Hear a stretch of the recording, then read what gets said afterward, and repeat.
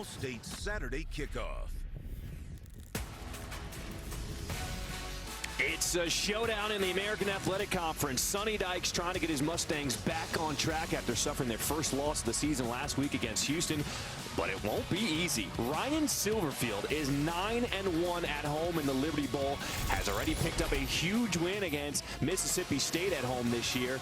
It's going to be a fun one. SMU at 7-1 comes to town, taking on Memphis at 4-4. What's up, everybody? Welcome back and welcome inside our homes with my partner, our running back, former UMass standout and Buffalo Bill, Rini Ngolia. I'm John Schriff. And Rini, we know it's going to be a fun one because we are going to see two of the best offenses in the American. Yeah, I mean, my prediction is points, and more points. I just think it's going to be that kind of game. Both these offenses very explosive, the best in conference, as you just talked about. And to me, it's kind of fitting. You know, basketball season's about to tip off because I think that's the kind of game it's going to be. Now, Memphis does not want to get in a shootout back and forth with the SMU, but they may have to if these offenses just keep scoring. Well, the big question mark for this Memphis offense, who's going to be the starting quarterback? Seth Hennigan, who's the normal starter, missed their last game due to a right shoulder injury. That's his throwing shoulder. Will it be Hennigan or Peter Parrish? Yeah, and I believe it's going to be Seth Hennigan. You know, he practiced this week. Ryan Silverfield told us he wanted to see him make the throws in warm-ups today, all the throws with the proper zip and no pain in his shoulder. And from what I was watching in warm-ups, I believe Hennigan's going to get the go today. Well, Silverfield told us that Hennigan was not a full participant in practice this week. Now, he did practice yesterday, but did not go the entire time. He said he's going to see how much his quarterback can go, and it's such a different team with Hennigan at the helm versus Peter Parrish. The crowd is getting hype here at the Liberty Bowl. This is a big matchup here in the American. And it'll be interesting to see how Memphis has won the toss and will receive. And it'll be interesting to see how SMU bounces back after that tough loss last week at Houston. Rogers is the deep man, returns this one across the 30-yard line. So let's see who comes out on offense for the Tigers. And they're both in the huddle, so we don't know yet. Yeah, a little chess match, right? Because I'm sure Sonny Dykes is looking over, and Jim Leavitt, defensive coordinator, to see who comes out. Maybe they both come out. Well, it will be Hennigan. And you hear the crowd here at the Liberty Bowl welcome him back to the field.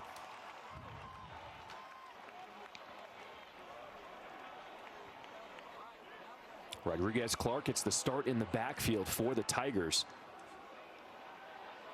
First snap, Hennigan looking to throw. He wants it all. He's got a man. Just overthrows Calvin Austin, and that's hard to do because he is the speedster. Well, I think Seth Hennigan's shoulder may be too rested, right? Because he just overthrew one of the fastest guys in all of college football in Calvin Austin. But make no mistake about it. We talked to Kevin Johns, the offensive coordinator. He is going to go to Calvin Austin, number 4, and Sean Dykes, number 5, a lot today. They're two best offensive weapons. Well, he missed a touchdown on first down, brings up 2nd and 10. Javon Ivory is the man in motion, and an early penalty here.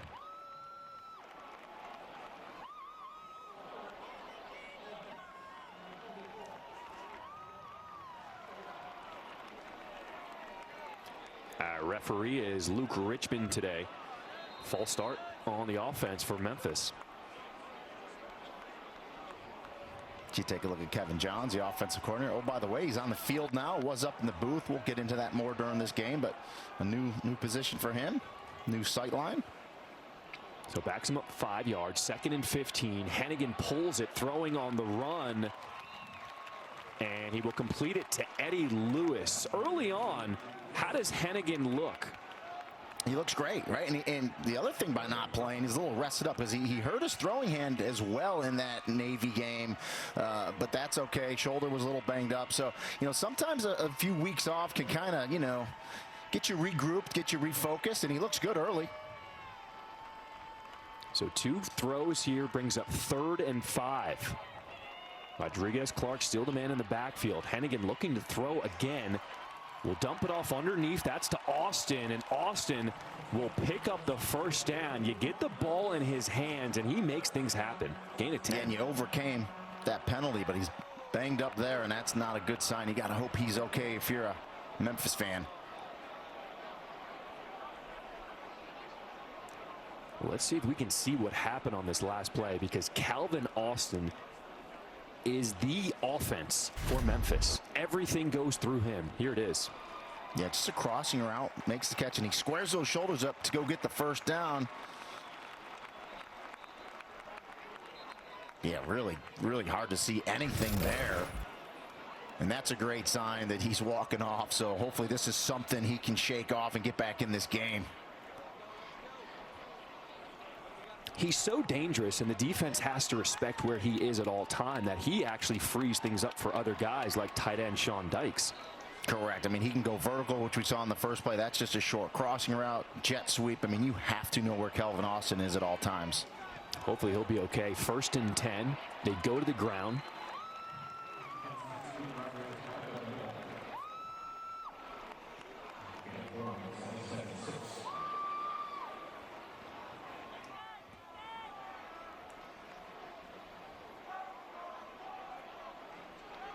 That's Mike Williams, the nose tackle, who looked a little gimpy as he jogged off the field for SMU. 2nd and 6.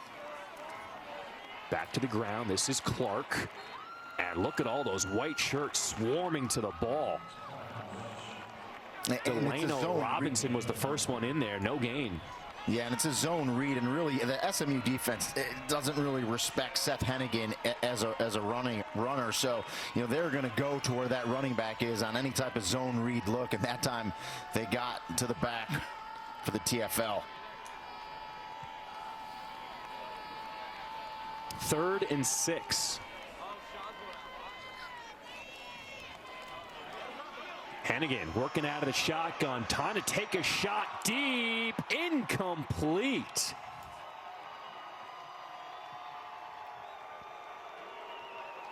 And that was in the hands of Rock Taylor, the freshman receiver. But good one-on-one coverage on the outside as well. But a good throw. Little hand fight in there, which is fine. The defensive back, Jahari Rogers, doesn't look back, but he doesn't contact him, and he's got those hands in the perfect spot. They're both kind of hand jacking. That's a good no call. A good throw by Hennigan too, but a better defensive play by Rogers.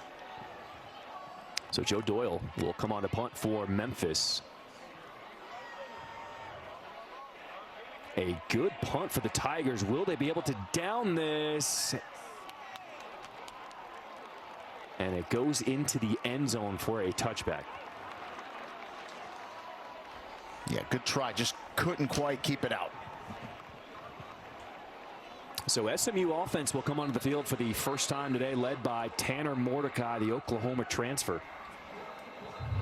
And you want to talk about an offense with weapons. They're loaded at wide receiver, good running backs, good tight end, and Tanner Mordecai is taking advantage of that, spreading the ball around nicely to his weapons.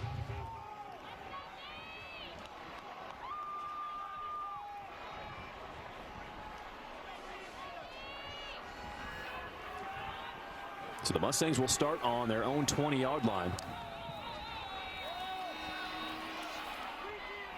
Handoff is to Trey Siggers. He gets the start at running back. Ulysses Bentley, we talked to the coaching staff. He is a little banged up today, but they want to see what they can get out of Bentley, hopefully to get him 15 to 20 touches. But Siggers, he's been the workhorse recently. And SMU's going to go with tempo. Garrett Riley told us he would like to speed it up this week. He thinks the offense will get in a better rhythm if they go faster. Mordecai, quick throw. That's complete at the 25-yard line. That's to his big tight end, Grant Calcaterra.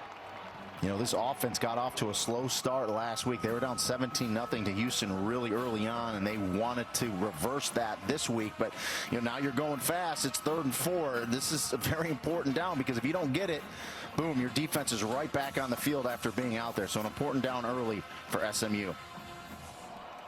So 3rd and 4, Calcaterra in the slot in motion. Mordecai with time. Danny Gray over the middle, one of a trio of outstanding receivers for the Mustangs. And Danny Gray has really come on of late. He's a good-looking receiver, 6'2", 200 pounds. Finds an open spot in the middle there, and you see the arm of Tanner Mordecai as he puts it on Gray. Leads this team. That is his 44th catch of the season. New set of downs for the Mustangs. Back to the ground. This is Siggers, and he goes nowhere. That's going to be a loss, in fact. Yeah, and that's J.J. Russell, the middle linebacker, 23 for Memphis, as he comes off the edge there for that tackle. We talked to Mike McIntyre, defensive coordinator for Memphis. He said J.J. Russell, not just the best player on defense, he's the best player on this Memphis team. Yeah, best all-around player. He said, well, I know Kelvin Austin's a great athlete, but best pure football player, J.J. Russell, he said. Mordecai's got time over the middle, finds a soft spot in that zone. That's complete to Roderick Daniels. And Daniels just finds a soft spot in the zone, and watch Tanner Mordecai just get it over the underneath linebackers and in between the safeties. That's a perfect throw, great route by Daniels as well. Now the Mustangs normally go fast, but they are going really fast today. No huddle on their first drive of the game. Mordecai out of the shotgun. He's going to take a shot downfield. Incomplete. He was looking for Calcaterra, but good coverage. Yeah, and it was Jacoby Francis, number 1, the very experienced corner that was locked up on him. And yeah, good coverage. Looks back at the last minute, gets those arms, rakes them through for the pass breakup.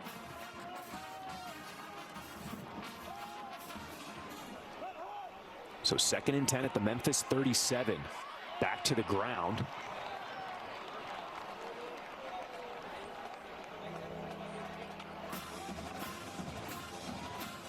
This is the freshman. Epton. Yeah. Yep. Young running back, kind of a slasher type. Good change of pace, Garrett Riley told us. They like to get him in there and using him early. And they told us we would see him today. So 3rd and 5 for the Mustangs here. Back to the ground with Epton. Interesting play call. That's not even going to be close. He'll be marked down at the 31. Yeah, that tells me Sonny Dykes told Garrett Riley, we're going to go for it on 4th down. So you have 2 downs to pick it up. You want the run on 3rd, and I believe it should be 4th down, correct? Yep, and that was 3rd and 5. So this will bring out 4th and looks like a 4th and 4.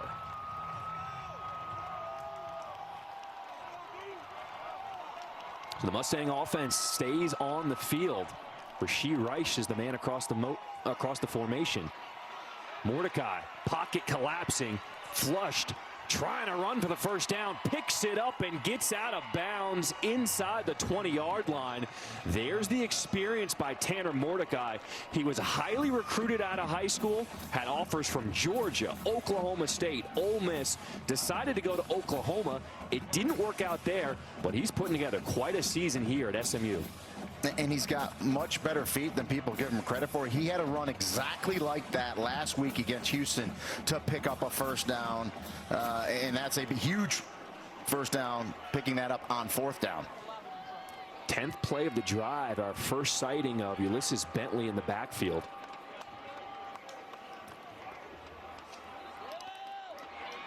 Mordecai to throw. Will dump it off to his receiver, Daniels. Daniels with a short run after the catch. Let's go back to that 4th down. Yeah, just keeping the play, alive. He steps up in the pocket, and right here he's one-on-one and just gets to the outside of Thomas Pickens and has the speed, does Mordecai, to turn that corner to pick up the 1st down and keep the drive alive.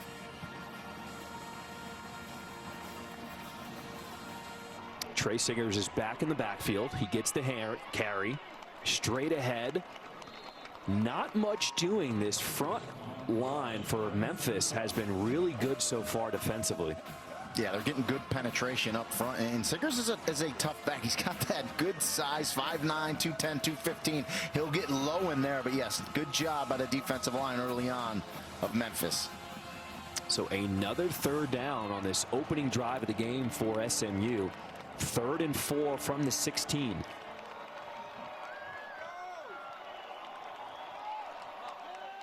Mordecai. Ball slips out of his hands. It's picked up by Memphis. Quindell Johnson, the safety, was the man on the spot to pick it up. It just slipped out of Mordecai's hands. Yeah, that's it. He was going to lift the game, lift the ball to throw it, and it just fell right out of his hands. But a great job by Memphis as they're there to scoop it up. It'll be Memphis ball on the other side. The Memphis defense holds in the red zone. Quindell Johnson got the easiest fumble recovery of his career. Yeah, good tackle by Tanner Mordecai after he dropped that ball. If not, that's a scoop and score for Johnson. So Memphis with their second offensive possession of the game.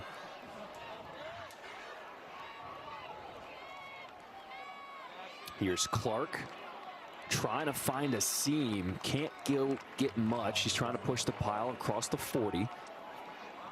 Gain of 4. A little different look there for Memphis. Hennigan under center. Ooh.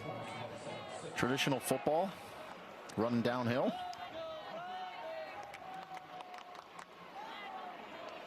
You know, it's interesting when we talked to Ryan Silverfield. He said he actually didn't want to get into a shootout with SMU. He's going to run the ball, be a little more deliberate on offense. 2nd and 6. Hennigan pulls it, throws a jump ball, and it is caught. Javon Ivory climbed the ladder to get that one. A gain of 13.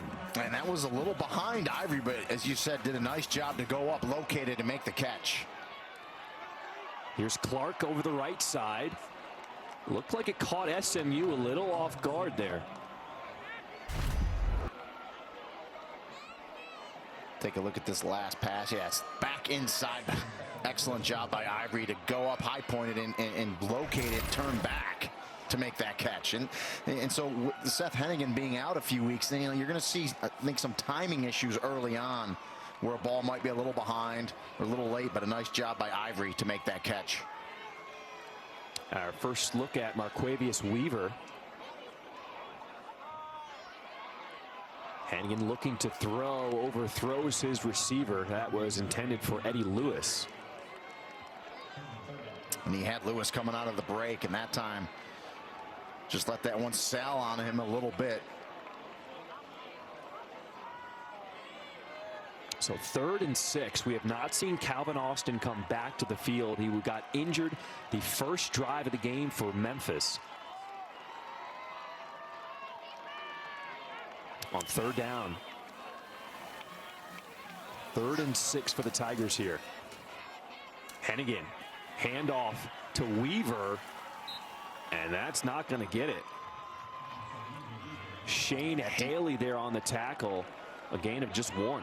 Yeah, and that defensive front for SMU, they were ready for it, right? It's almost as though they read it perfectly in terms of the formation they were getting. They weren't fooled whatsoever on 3rd and medium and got there for the tackle. And again, Memphis will go for it. Seen a lot more teams go for it, especially down here in this tweener land, no doubt about it. Memphis 11 of 20 on 4th downs this season. Hennigan on 4th and 5. Back shoulder throw. That is complete. Kai Matthew made an adjustment, came back to the ball, and there's another first down. Well, I love back shoulder here because if it's run correctly, thrown correctly, which it is, it's really indefensible by the defensive back. I mean, the back's running with him. Receiver stops, back shoulder, easy pitch and catch. Weaver straight ahead. Will be brought down right around the 10. Delano Robinson on the stop. So we're seeing Memphis go with a little tempo, and a lot of teams will do that after a big play, after a first down. They will run to the line and go quick on that next play, and it just keeps the defense from substituting, right? And the big defensive linemen have to run down the field and get lined up again. 3 wide receiver set on 2nd and 6. Handoff, Weaver up the middle, dragging defenders at his ankle, and now we got a little skirmish after the play. Yeah, big guys getting after it. Good job by the officials, just, breaking it up. Bodies flying down there as long as nothing's flagrant. It's supposed to be physical in there. Bodies are supposed to be flying as we look at big Isaac Ellis, 74. Ninth play of the drive coming up. 3rd and 1 from Memphis.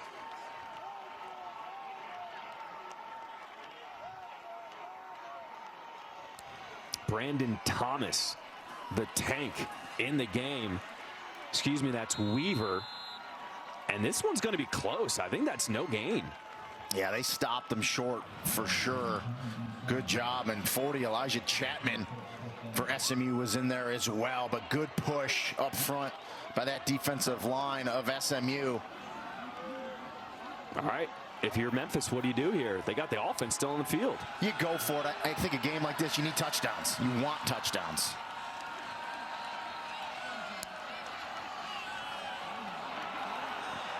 And we got a penalty flag. Is that movement on the offense or is that offsides? Yeah, no, that's going to be a false start. Big false start right there, 75. Offense, number 75. 5-yard penalty, 4th down. And so I think he would kick it now. I believe Ryan Silverfield will change his mind. I could be wrong, but now you try to get the 3.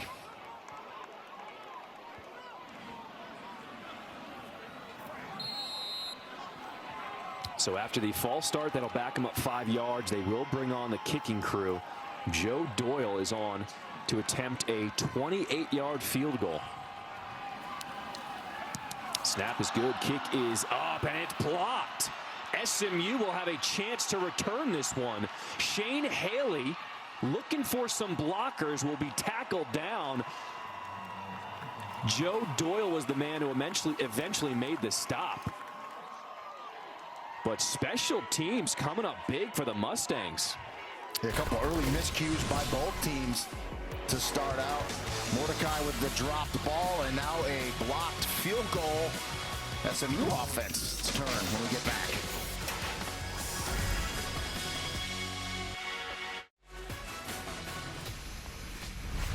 The Allstate Saturday Kickoff is presented by Allstate. Save money like a champion with Allstate.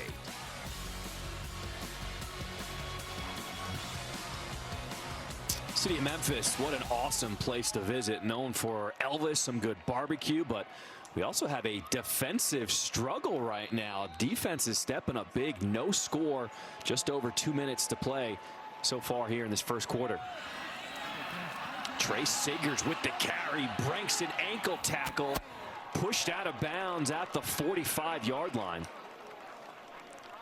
Yeah, and he's got a great low center of gravity, right, because of that build. And running backs like that, between the tackles, they kind of get lost. They're hard to tackle, those big thighs. And see Siggers there as he breaks that tackle to start this drive. 2 minutes to play here in this first quarter. This is Siggers, and he is blown up in the backfield. Xavier Cullins.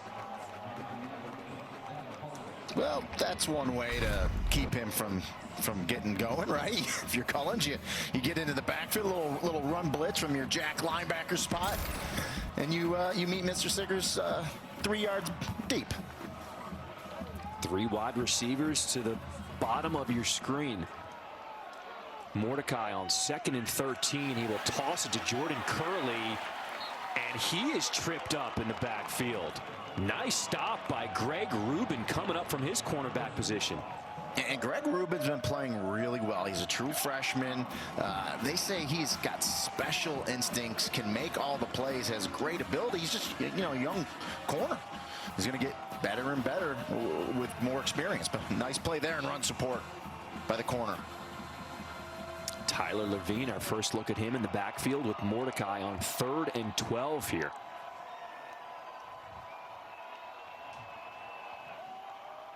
Under a minute to play here in this first quarter. No score at the Liberty Bowl. Mordecai with time. In and out of the hands of his intended receiver. That was Reggie Roberson. And just good coverage on the back end. We just talked about Greg Rubin in run support. That time the young corner was just in the hip pocket of Reggie Roberson. good coverage and great coverage in total in the back end by SMU. I mean, Tanner Mordecai had all the time in the world. You see that hand, left hand on the hip a little bit, but he didn't twist him, he didn't pull him, so you're not going to get a flag. That's just good, strong coverage. Brendan Hall is on to boot this one away. A good punt. Out of bounds at the 23-yard line. We thought we were going to see a ton of points. Who's going to strike first? Memphis as the Tigers come out on offense once again. Our featured rivalry game is tonight. LSU looks for the upset against number 2 Alabama in Tuscaloosa. Crimson Tide have won 9 of 10 against the Tigers since 2012. Starts at 7 Eastern, 4 Pacific on ESPN in the app. One tap. Now, college football primetime is presented by Subway.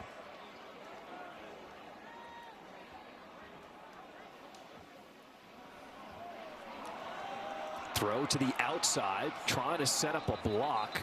This is Sean Dykes, the tight end.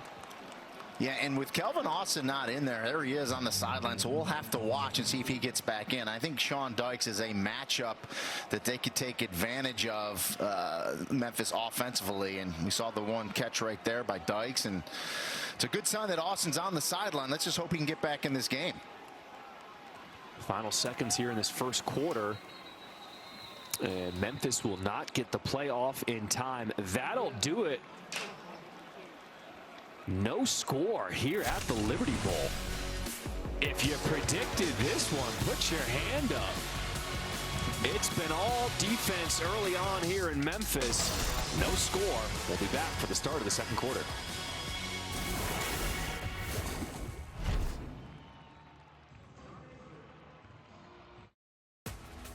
Welcome back to Memphis. No score here at the Liberty Bowl as the Tigers held scoreless in the first quarter for the 3rd time this season. SMU just the 2nd time they've been held scoreless this season. The story of the game so far, wide receiver Calvin Austin went down on the first drive of the game for Memphis.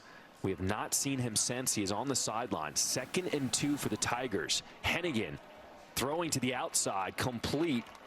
That's Javon Ivory, and there's a first down. Yeah, good quick pass. Move the chains. And, of course, John, you know, I gave it the announcer's jinx because in the open I said it's going to be a shootout, it's going to be a basketball game, and here we sit 0-0 as we start the second quarter.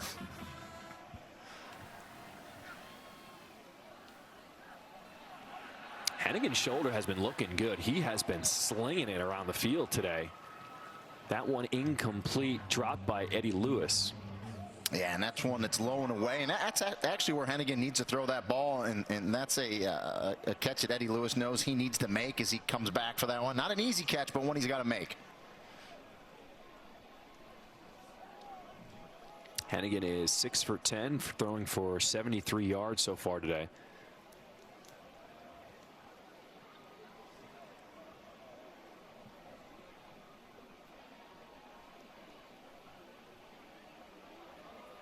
Back to the air. And this time it is caught by Javon Ivory. Looks like he's about a yard short of the marker. How about the presence by Hennigan? Felt the pressure, got that one away quickly. Well, you're right. Yeah, the safety blitz was coming off the right side. Good protection and a good throw in rhythm by Hennigan. Quick throw, screen is to Ivory. And it looks like on the second effort he got there. Initially he was stopped short, and now it's going to be close. And you love to see that out of your wide receivers especially. That's just a bubble screen, and he knew he needed a couple yards to pick it up, and he fought and he fought and he fought, and he got it.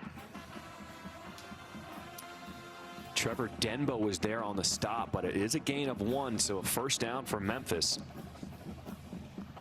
You see the Tigers, they are in no hurry.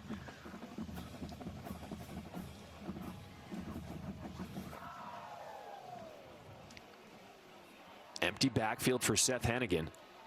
He's going to toss it now at Markel Jones for a short gain on first down. Let's take a look at the effort by Ivory just right here. Now right in here he just keeps fighting, and that's what you need to do when you know that marker's close. That's Weaver on the ground for no gain. That'll bring up 3rd and long. Yeah, so Memphis goes quick, right, on 1st and 2nd down, and only pick up a couple yards. Now you're in that daunted 3rd and long. Not where you want to be, but if you're a defensive coordinator like Jim Leavitt, this is where you got to get off the field as a defensive unit. 3rd and long, you cannot let them pick this up. You got to get it back to your offense right here. Longest 3rd down. It's 3rd and 7 for Memphis. Here comes the pressure by SMU. They are bringing the heat. Single coverage on the outside. And what a catch. Rock Taylor hauls it in, and there's another 1st down. A gain of 23. Really high on this young wide receiver, and he's a big body too, 6'2", 225. Hennigan saw the one-on-one matchup exactly where he went. Taylor went up and made the catch. Quarterback keeper. Hennigan will slide down safely. Let's go back to that catch. It was nice. Yeah, and see, they're both hand fighting, which is fine. The referees are letting them play because we've seen a couple of those. And just a nice little right-handed snatch by Rock Taylor. Good job by Hennigan getting it high and away. Only warning of the game.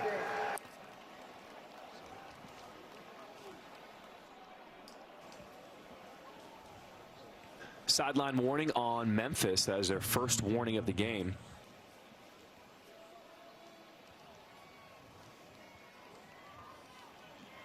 And Hennigan looks good early, John. He does. He's moving well. He's reading the defense as well. And he's making some nice throws. Well, another good drive here. This is the 10th play of this drive. 2nd and 8. Hennigan with time. He's looking for it all. Incomplete. Into double coverage. Was looking for Eddie Lewis.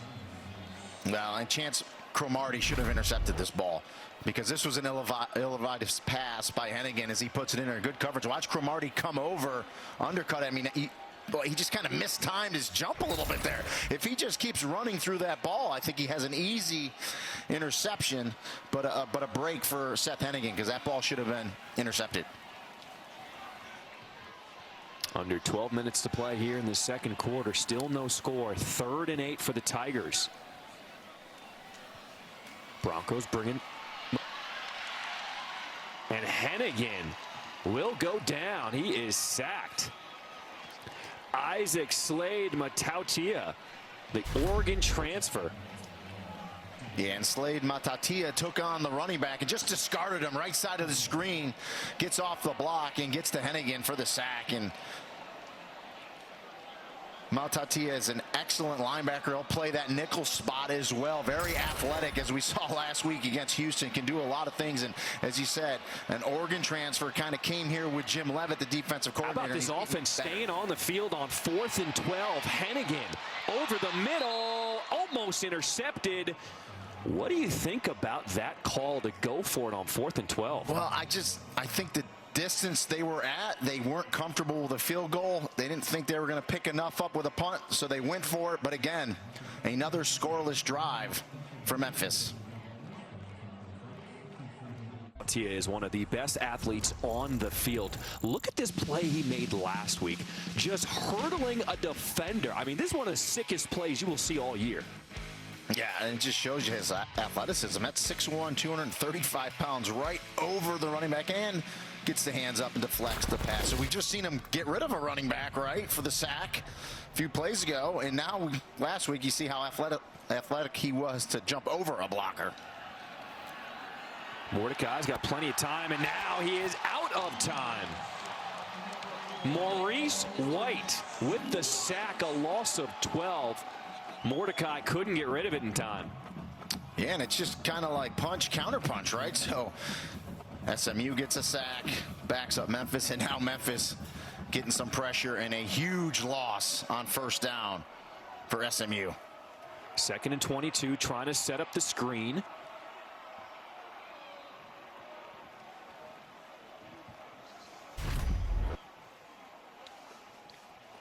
You see Maurice White, good pressure right up the middle, and the big tight end, Grant Calcaterra, can't hold that block, and Maurice White gets there for the sack.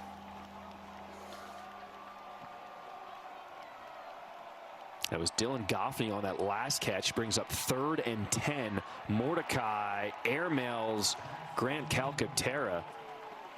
4th down. And I mean, so far early on in this game, it's kind of a role reversal, right? Because we talked about both offenses, how prolific they were, how good they've been, right? And the defenses have kind of, given up some yardage this year. Right now, both defenses are playing lights out.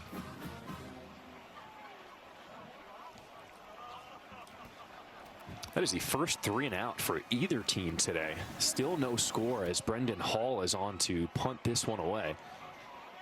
Kobe Drake makes the fair catch at the 22-yard line.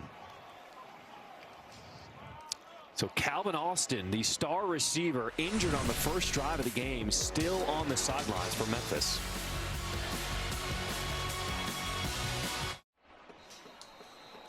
Still no score. SMU and Memphis. 10:09 to play here in this second quarter.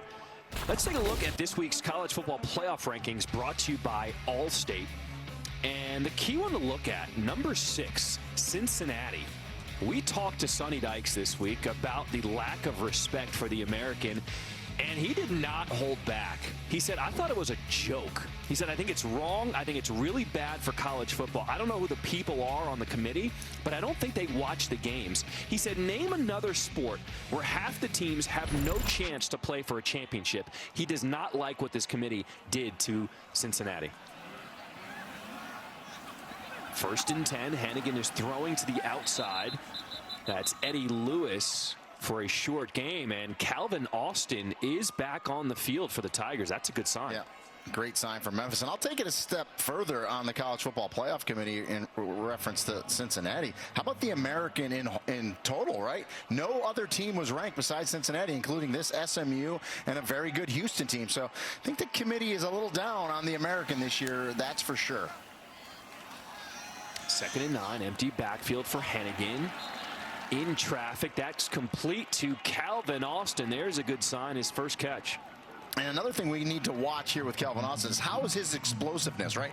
Coming out of the break, because that's what he is really good at. So we'll have to see, but it's a good job that they're going to him right when he's back in this game, get him back into the flow.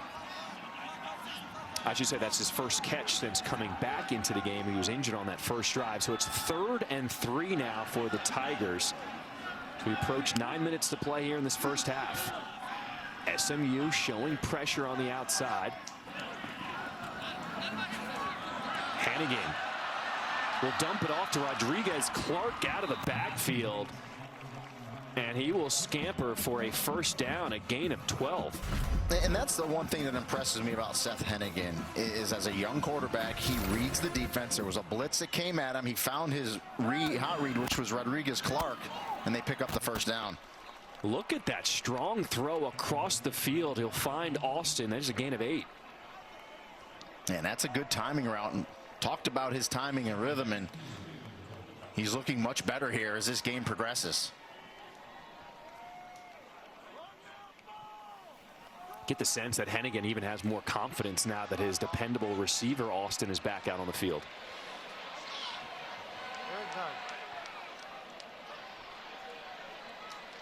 Second and 2. Hennigan keeps it. This is Dykes.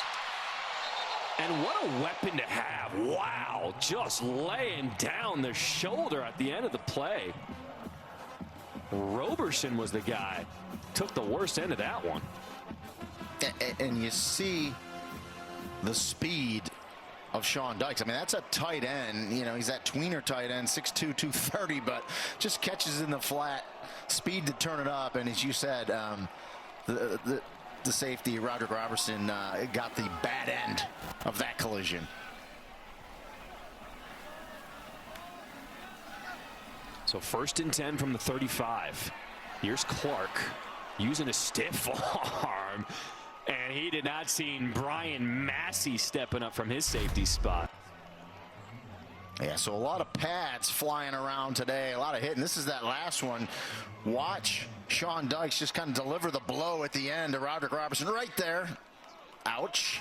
And then you know, the defensive back, Brian Massey, says, I can come lay some lumber as well. So both these defenses getting after it today. I think they heard about the offenses too much during the week and said, we could play as well. 2nd and 10 for Hennigan. Will find his running back, Clark.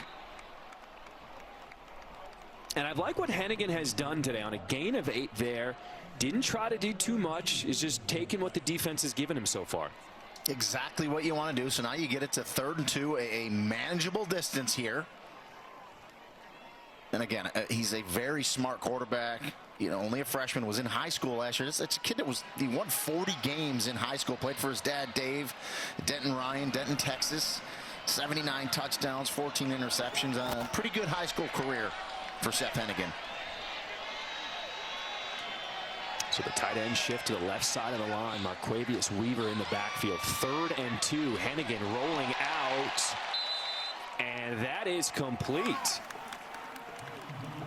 Another first down, a gain of 4 for Eddie Lewis. Yeah, just, you know, roll out Hennigan, a little speed roll out. Good route by Eddie Lewis. It's a quick speed out past the line to gain, and Hennigan puts it on him. Hennigan is perfect on this drive. 7 of 7. They decide to switch it up, go to the ground. That's Weaver, and he enters the red zone for the Tigers.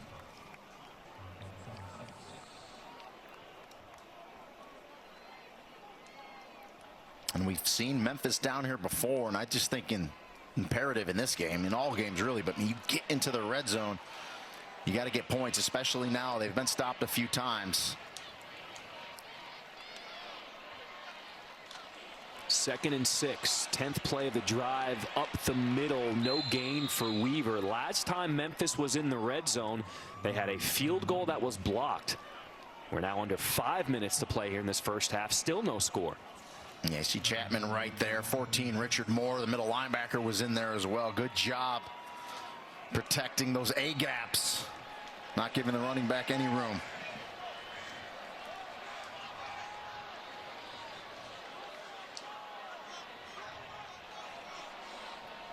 Asa Martin, no running back, with Hennigan in the backfield. 3rd and 6.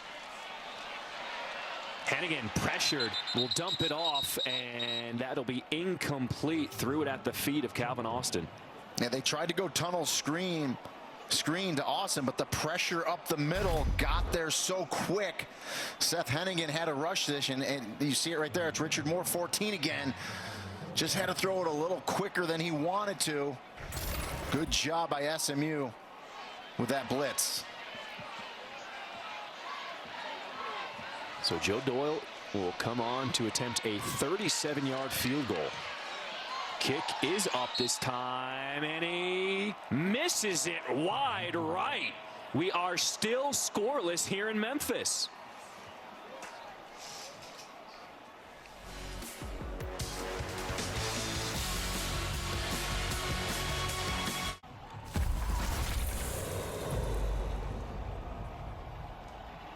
This season, along with their contributions to the university's general scholarship funds, for every field goal and extra point made, Allstate will also be donating to the American Red Cross to help with disaster relief efforts. Thank you, Allstate.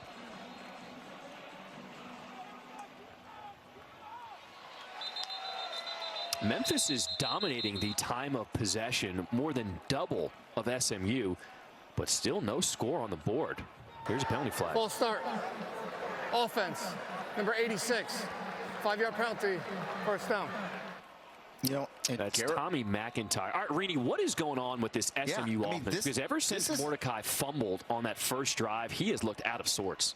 And folks, this is an offense that averages 42 points a game, over 500 yards of total offense, which are both best in the American and both 7th best in the nation. So, you know, Garrett Riley, the offensive coordinator, told us he didn't like the way they started last week against Houston, real slow, but they got going. He wanted to get off to a better start, a quicker start here. He was going to up the tempo, but they just, you know, you're right. Since he fumbled that ball, they just have not been in sync early on in this game. Let's see if they can get something going here, get some momentum at halftime, see if they can go down and put some points up. Under 4 minutes to play in this first half. Mordecai over the middle. Grant Calcaterra, that is complete, a gain of 13, so they'll bring up 3rd and 1. And that can kind of get you going. You know, the big tight end, kind of the safety blanket for quarterbacks. It's you know, Calcaterra is also Mordecai's roommate. They both transferred to SMU from Oklahoma, so see if they can pick it up and keep it going here.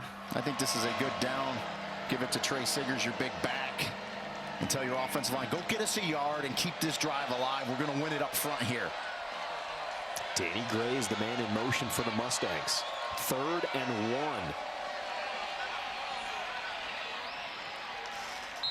There's Trey Siggers, and he does pick up the first down.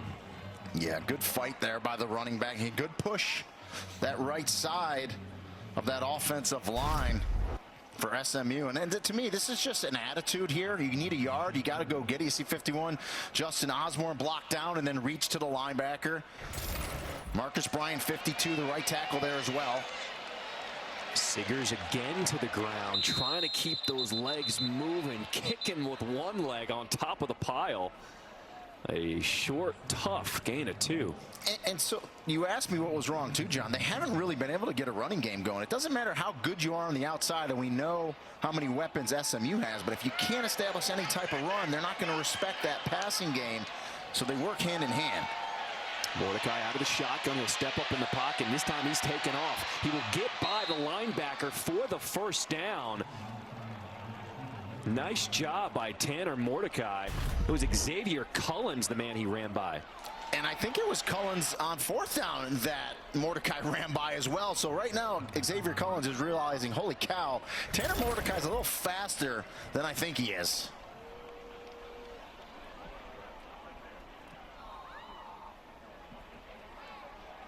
We're approaching 2 minutes to play in this first half. 1st and 10. Quick pass. That was dangerous. Somehow it is completed. Danny Gray looking at the end zone. Touchdown. A broken play turned into a touchdown by the Mustangs, and that's how we have our first points of the ball game. Sometimes it's better to be luckier than good, because that ball should have been intercepted. It's going to get deflected. Watch, it should have been intercepted. Oh, right there. You see the hand get put on it by Maurice White. He can't pull it in. It gets knocked right back to Danny Gray, the old tip drill, and he takes it to the house.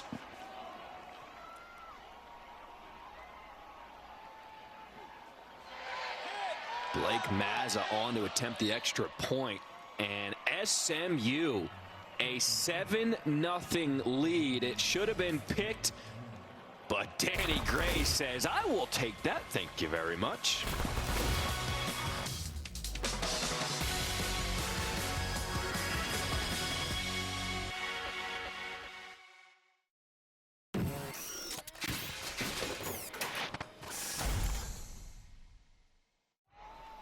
Welcome back to the Liberty Bowl. John Schriffen alongside my partner, Rini Angolia. SMU on the board, 7-0. Under 2 minutes to play.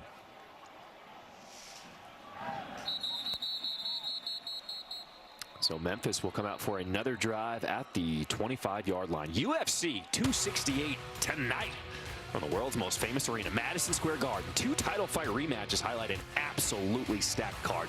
Kamaru Usman defends his welterweight belt against Colby Covington, and Rose Namajunas puts her strawweight title on the line against Zhang Wei Li. Prelims on ESPN News, ESPN Deportes, and ESPN Plus starting at 8 Eastern, 5 Pacific, followed by the main card on pay-per-view. And Garden sold out for that tonight as well. So I'm telling you, Wei Li is one of the toughest fighters I have ever seen. That is going to be an epic fight at the Garden. Hannigan, his pressure does get the throw off. Javon Ivory complete and pushed out of bounds. Yeah, good start there. Nice completion. Get out of bounds, stop the clock. Plenty of time left. All your timeouts in your pocket for Memphis. See if you can go down, get some points here. Tie this thing Memphis up. has been moving the ball. They just haven't been able to cap off these drives. 5 wide receivers for Hannigan. Over the middle.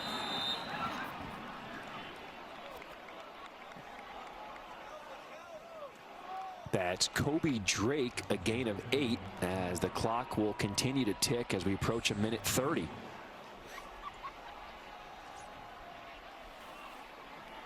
2nd and 2. Here comes the heat. Hennigan steps up, avoids the rush, will slide down and alertly pick up the first down. Nicely done. Yeah, and again, that's the smarts there, knowing that the blitz is coming. I got to get out of here.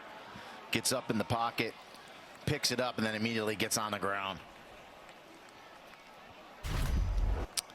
Yeah, and they're sending a lot of pressure from the outside, right side of the screen. He's going to see it coming, and then he steps up. Might have been a little hold in there by Matt Dale. Gets away from it and gets away with it, though.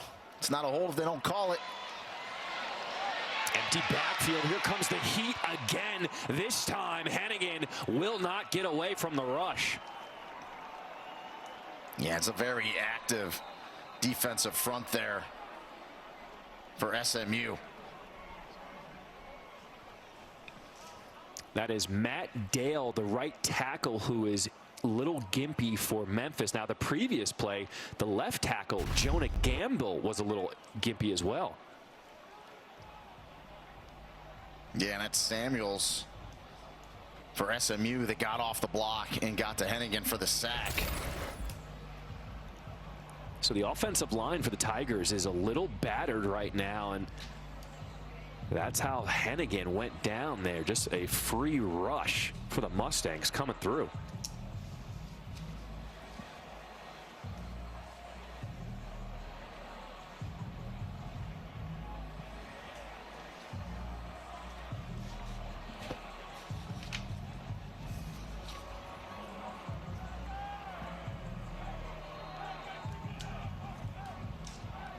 So after the sack, it'll bring up 2nd and 14. Clock continues to run, under a minute to play here in this first half.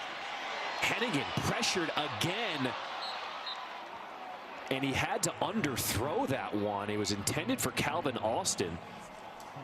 Gary Wiley was in his face.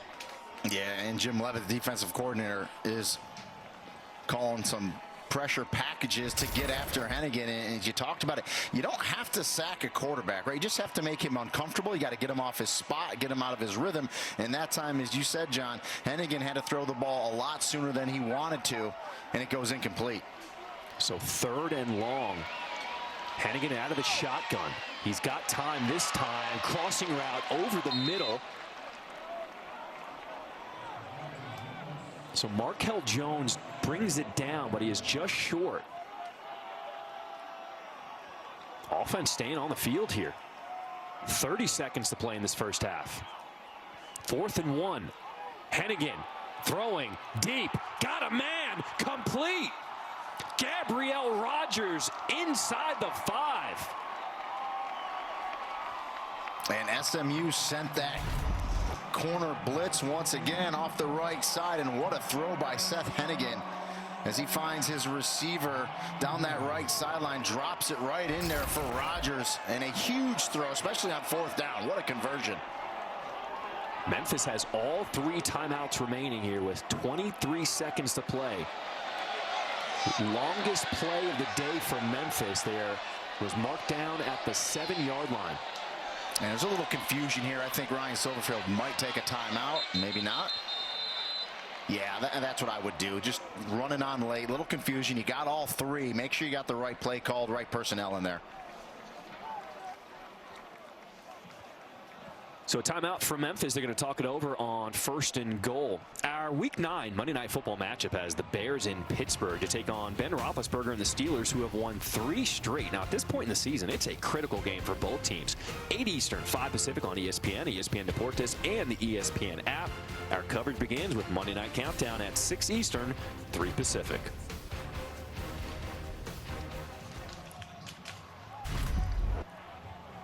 You're going to see the route by Gabriel Rogers. He's a slot receiver. He's going to just take it to the outside. Has the matchup he wants as he goes by the safety, Trevor Dembow, and then a good throw by Hennigan. And talking to Jim Levitt, you know, stop explosives. That's what he wanted his defense to do. They've done a nice job thus far. That time, though, Rogers was able to beat him and get a throw over the top. So 1st and goal, 23 seconds to play. Quick throw, end zone. Here comes the penalty flag. That looks like defensive pass interference. And that's the matchup you want. Big Sean Dykes, one-on-one with a smaller corner in Jahari Rogers. That's an easy call for the official. It's going to be first and goal at the 2-yard line because that pass interference. Pass interference. In the end zone. Defense, number 4. By rule, the ball will be placed at the 2-yard line. It's an automatic first down. And it's just matchups, John, right? This is what you want right here. He goes back for it, and you see Rogers is going to contact Sean Dykes and never turn back around for the ball. That's an easy call, and a good job by Sean Dykes to fight through it and make sure he gets that pass interference call. First and goal from the 2. Hennigan rolling out to his left. Wide open. Touchdown. Eddie Lewis.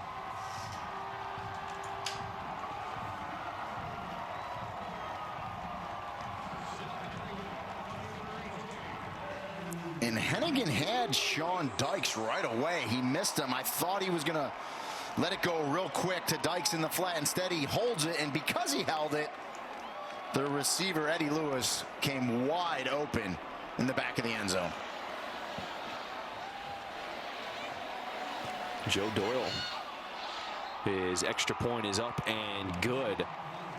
So Memphis gets on the board, and we are all tied up. Final seconds here in the first half. Yeah, watch number 5, Sean Dykes, right there. He's going to get into the flat quickly, and I thought Hennigan was going to put it on him right away. And I think right here, if he throws it, he's got a touchdown. But he holds it, and that pulls 2 SMU defenders to him, and it ended up working perfectly as Eddie Lewis works that back corner of the end zone, comes wide open on the crossing route from that slot position. Easy throw, easy catch, touchdown Memphis. And so we went most of the first half with no scores, and then back-to-back touchdowns by both offenses. So maybe, just maybe, we'll get the shootout in the second half that I thought we'd get in the first half. We shall see.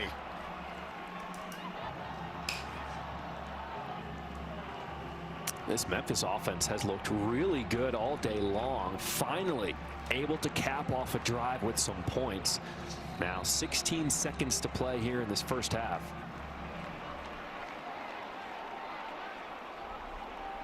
Brian Massey is the deep man ready to return things for SMU.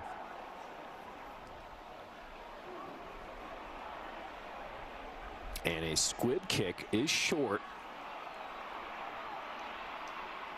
It's Austin Upshaw, and a good return out to the 45-yard line. So with 10 seconds to play, does SMU try to take a couple shots here? Kick off your Week 9 NFL Sunday at 10 a.m. Eastern, 7 a.m. Pacific with the Countdown crew on ESPN and the app. Randy Moss weighs in on the Odell Beckham Jr. situation, plus the inside story of how the Phil Collins song In the Air Tonight remains a pregame anthem for the NFL's biggest stars. Get up all the early breaking stories, injury updates, and previews right up to kickoff. And to answer your question, yes, John, you do. You got the ball at the 45. You know, if they can get it to, close to the 30, I think that would be within Blake Mesa's range, their kicker. So, but with 10 seconds here, yes, definitely try to get this thing into scoring range. So Mordecai with all his timeouts over the middle. That one is complete inside the 30 to Rashee Rice. And SMU with 4 seconds left. They've got a chance to add more points on the board. Yeah, it's perfect. It's exactly, if you get to the 30, that's about a 47-yard attempt. He gets to the 29. It's just trips to the left, right in the middle. Just a post pattern by the receiver, Rashee Rice. Great job. Good throw by Mordecai. 29-yard line. Take that timeout, and it's going to be a 46-yarder for Blake Meza. So you can't play that any better offensively for SMU. We'll see if the kicker can convert here. And that's the killer with this squib kick, right? And coaches, should I squib it? Should I sky it? I mean, SMU dealt with it last week. That cost them the loss, right? They kicked off to Houston, and their great return man, and he brought it to distance for the win. Squib that time by Memphis gave SMU really good field position, and we'll see if they can capitalize here before the half. Well, this would be a season long for kicker Blake Meza. His long of the year is 45. This is from 47 with 4 seconds to play here in this first half. Snap is good. Kick is up, and it is on the money. SMU. What a way to put 3 more on the board, and they will go into the half with a 3-point lead. Yeah, so no scoring to start this thing early. Last 3 possessions by the offenses, we got some points.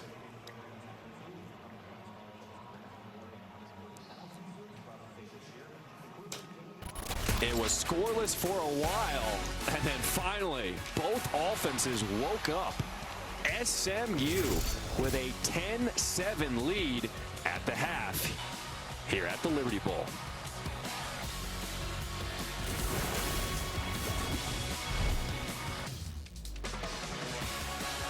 Starting to get things going. Yeah, I know. I thought we were going to have a shootout. They're going to pull my analyst card if these guys don't get going in the second half. Just a lot of miscues, right? You know, Memphis had the ball inside the Houston 34 times in that first half. Only came away with 7 points. And just, you know, SMU just kind of out of sync as well. So Brian Massey, ball is out. SMU lucky to recover that one.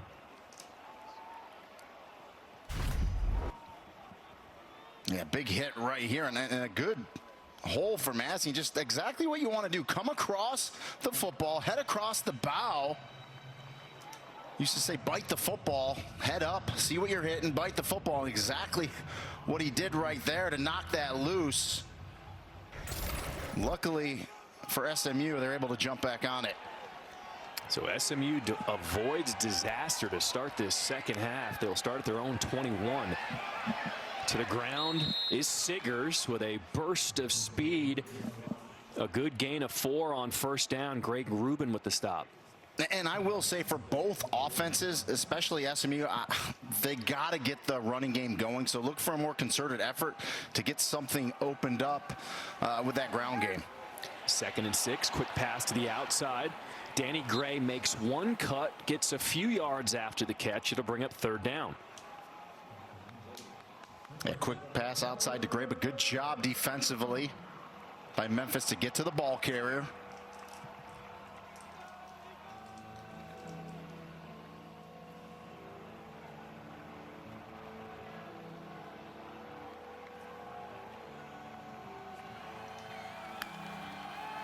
Third and 2 to the ground. Up ahead is Siggers, and he did not get it. Morris Joseph with the big stop. SMU is short 1 yard. And Morris Joseph, you know, he's been banged up. When he's healthy, he's really good. He's one of the best defensive linemen in this conference. That time gets off the block, gets to the running back, and makes the tackle, preventing him from picking up the first down. So Brendan Hall will come on to punt for SMU, the second 3 and out. Kobe Drake calls for a fair catch at the 26, and that's where Memphis will take over. You are watching the American Athletic Conference on ESPN. We knew this wasn't going to be an easy game for SMU. They're coming off of their first loss of the season, a last-second loss to Houston. At home, Ryan Silverfield is 9-1. Let's see if he can get this offense on track. Seth Hennigan comes back out here to start the second half. And oh, by the way, this Memphis team is 4-4. They haven't been below 500 since 2013. So, you know, a lot going on in this game for both these teams. Rodriguez-Clark goes in motion. Hennigan over the middle, and he's picked off. SMU comes up with a turnover. Delano Robinson just read the eyes of Hennigan. What an interception. And you're on the money, John. Seth Hennigan never came off the receiver he wanted to go to. He took the snap, he looked right at it, and right there, Delano Robinson, the Jack linebacker, just undercuts it right there, reads his eyes, and just steps right underneath it and makes an easy interception. Is that instincts, or is that all preparation, knowing what the quarterback's going to do? No, it's both. It's instincts, I think, first and foremost, and then preparation, just reading that quarterback. And so, you know, and that's another issue that Memphis has had this year. They are -11 coming into this game, turnover ratio, which is horrible. They've had a takeaway today, but now they give one back right there. Flea flicker back to Mordecai, in pressured, and he is dropped. Rodney Owens says, get that trickeration out of here. He sure did. Rodney Owens is the nickel, the boundary safety. Little flea flicker by SMU, and just no one open. Good coverage on the back end, and Owens gets there for the sack. A loss of 12 after the turnover. That is a huge play by this Memphis defense. Siggers in motion, empty backfield from Mordecai. Backing up, and he's just going to throw this one away. A dangerous pass. Danny Gray was the intended receiver, but Jacoby Francis tipped it away. An outstanding job by this Memphis defense, right? This is sudden change, right? Teams like to take shots on sudden change. SMU goes with a flea flicker, and you see the coverage on the back end. Excellent. Allows Rodney Owens, the nickel, to get there for the sack. And then on second down, more pressure, forcing Mordecai to throw it away. And now 3rd and 22. Well, if you're SMU, you just got to get back into field goal range here. 3rd and 22. Mordecai, deep throw, almost picked off. Incomplete. Rasheed Rice was the intended target, and Tyrez Lindsey was the closest defender. Yeah, and Rodney Owens in coverage there. A little contact. I think that ball was a little high, not catchable. No flags come out. And boy, tremendous job by the Memphis defense. Coming back on the field after the interception by Seth Hennigan. You get turnover in good field position, and now you got your second 3 and out on offense. This offense for SMU just does not look like themselves today. Yeah, and Memphis is just keeping their defense out there. That's called punt safe. Now, usually you drop a safety back. 4th down. But they're just guarding against any type of fake. They'll just let the ball do what it does, and they'll get it. And we'll see if they're probably going to slide a return guy out here, but they'll still stay punt safe, I believe. And there you go, get a returner back there now. So after the delayed game penalty taken by SMU, backs them up 5 yards. And they got Kobe Drake receiver back deep there. Man for Memphis. Hall. And it'll be down at the 15. What a job by the Memphis defense. SMU was on the door, come away with nothing. You know, if we take that wrapper back to the store, it can be recycled into other stuff. Well, I want my wrapper to be a hang glider! How about a park bench? Dad, you need to think bigger. Recycle your specially marked Crunchy Bar wrappers in store now. Dion, hand it over. Now, how does that make you feel? Like a part of me is missing. Gabrielle? This Old Spice Fiji hand and body lotion has me smoother than ever. That's what it does.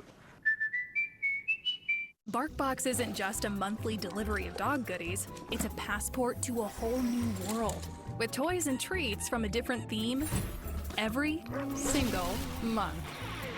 To start your dog's adventure, go to BarkBox.com.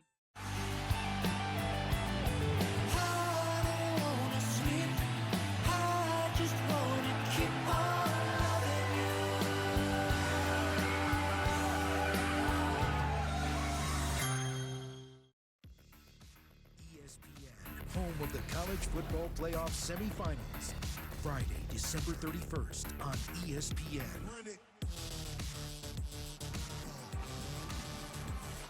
Back here in Memphis, SMU had an excellent field position. Garrett Riley, offensive coordinator, talking with his quarterback, Tanner Mordecai. Mordecai has taken 2 sacks today, both 12 yards each time. And that last sack was a killer. There's a nice play on defense by Elijah Chapman. And we've called Chapman's name out a bunch today. He's very active from that defensive end spot. You know, they play an odd front now. They played an even before Jim Levitt got here, changed it up. They'll still play some even, but they're an odd front, and Chapman at that defensive end spot in that 30 front is really good. Can Memphis take advantage of what their defense is providing them? Hennigan is pressured, has to just get rid of it. Incomplete pass. It'll bring up 3rd and long. And it's just a game where it just feels like both quarterbacks are just, you know, they're making some good plays, but just the rhythm and tempo that normally we see with these offenses, putting yards up, scoring points. And right now, both defenses are just kind of pinning their ears back, getting after these quarterbacks.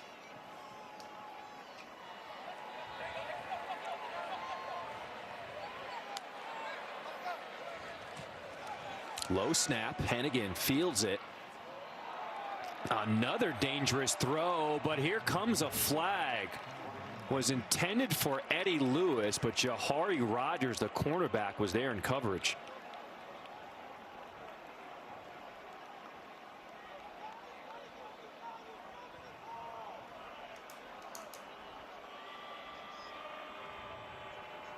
SMU stunted up front. Good protection by the back to step up and pass protection there. There is no Ball's kind of high. Defensive pass interference. 4th down. Yeah, they picked it up. Decided to pick up the flag. We'll take a look at it right there. That man, Jahari Rogers, was in coverage, and it's kind of a jump ball. Ball is high. Yeah, I mean, they're both going up for it. Yeah, there's a little contact, but as long as a defender you don't grab, pull, or twist that receiver, I think that's a good job by the officials coming together, this AAC crew coming together, talking about it and picking it up. Because I didn't see anything from that look there that should have drawn a flag. I like how they're letting them play today. Yeah. Consistent, right, which is big. Is on to punt. Ball is on the turf again, and Memphis, they do have the ball. A turnover, a muffed punt. Preston Brady, the man to recover it for the Tigers.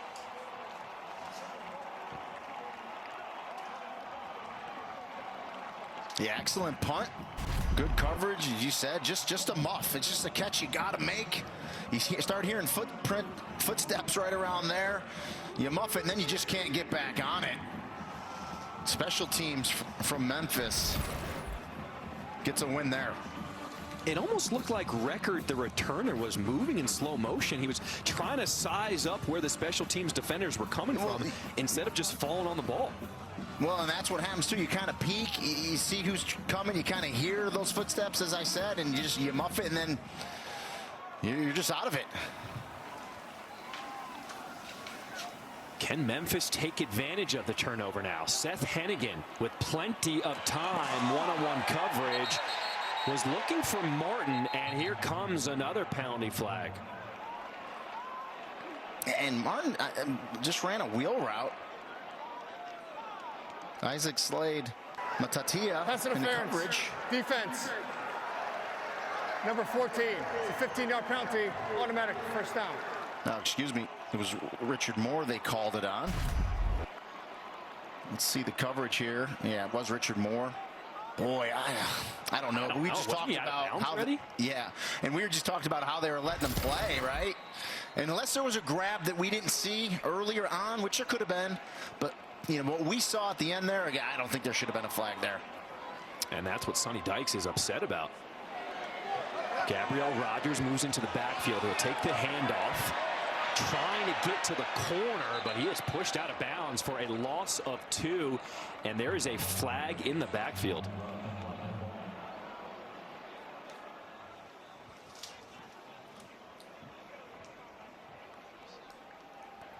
Holding.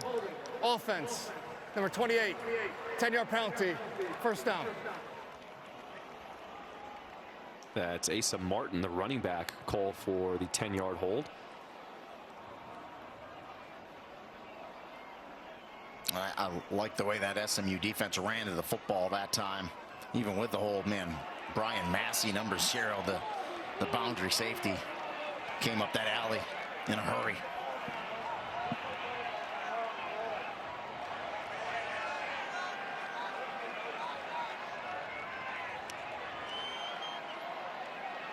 Kobe Drake runs across the formation on 1st and 20. Hennigan looking at his direction, hooks up with Drake, and complete to the 29, ridden out of bounds by Armani Johnson. Yeah, nice route by Kobe Drake there. Good timing. Hennigan puts it on him. Get a big chunk back right there.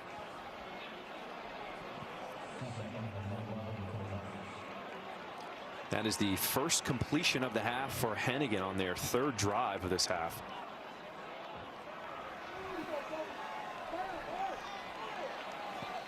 So they got back 8 on first down, brings up 2nd and 12.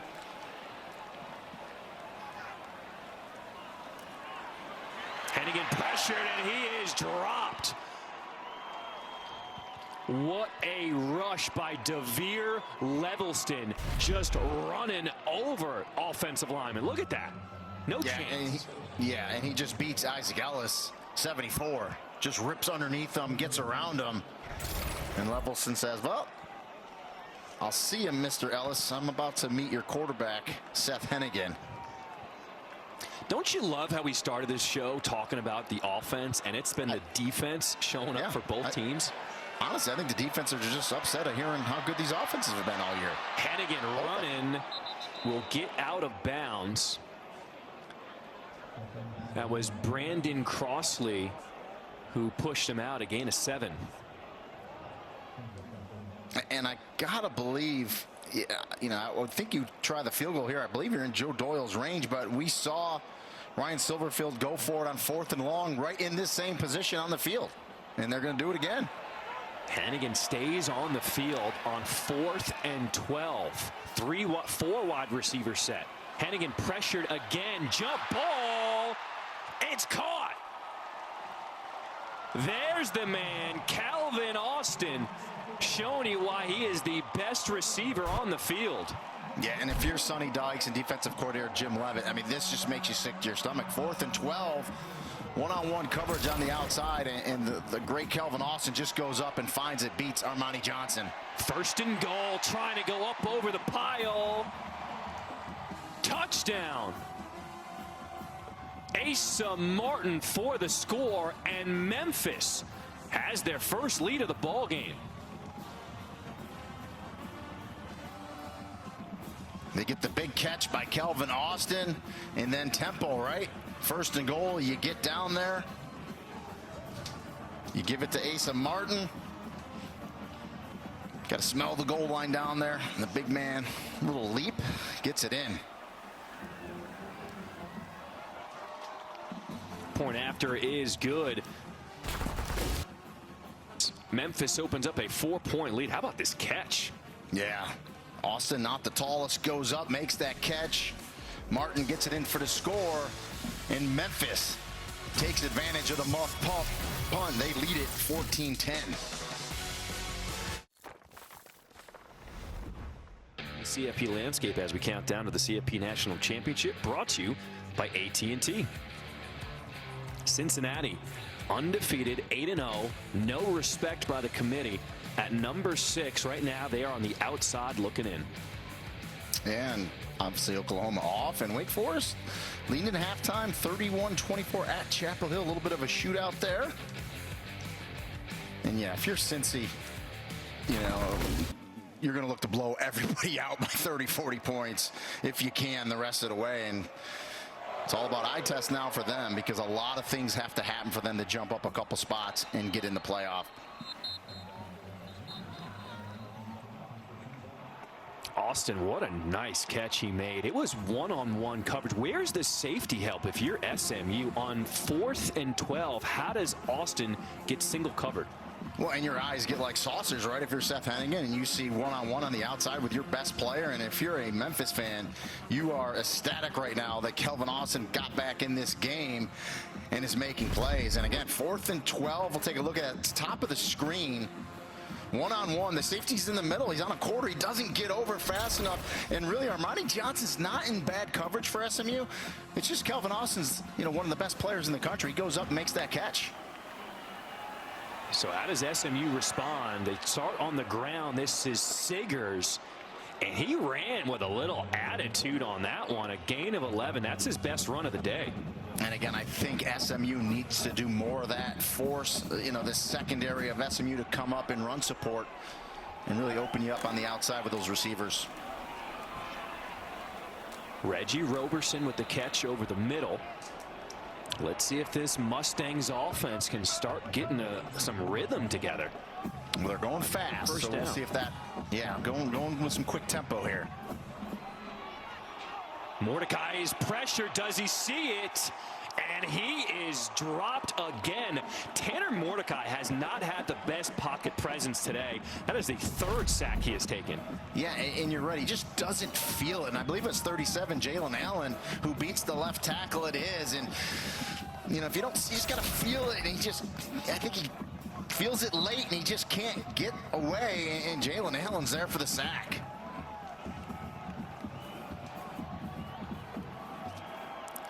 Second and 19 on the ground. Tyler Levine, and here comes a penalty flag.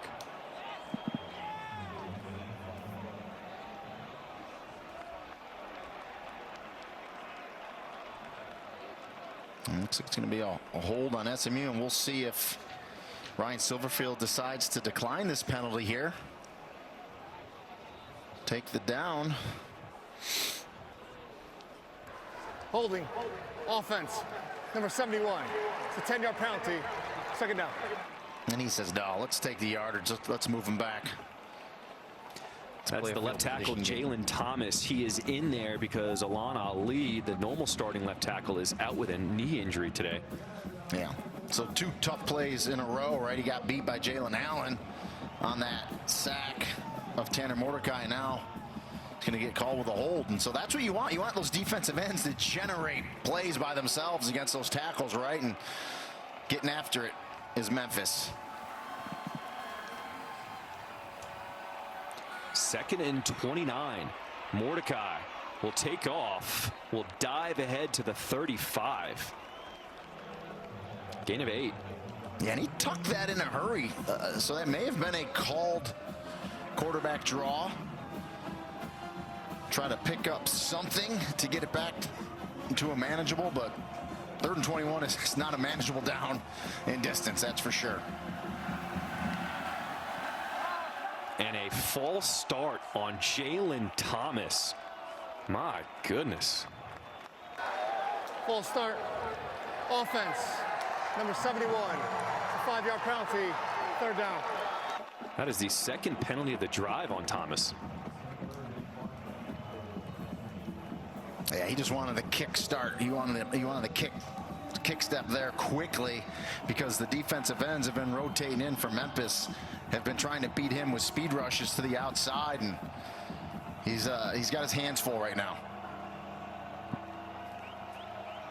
3rd and 26. Who's going to make a play for the Mustangs?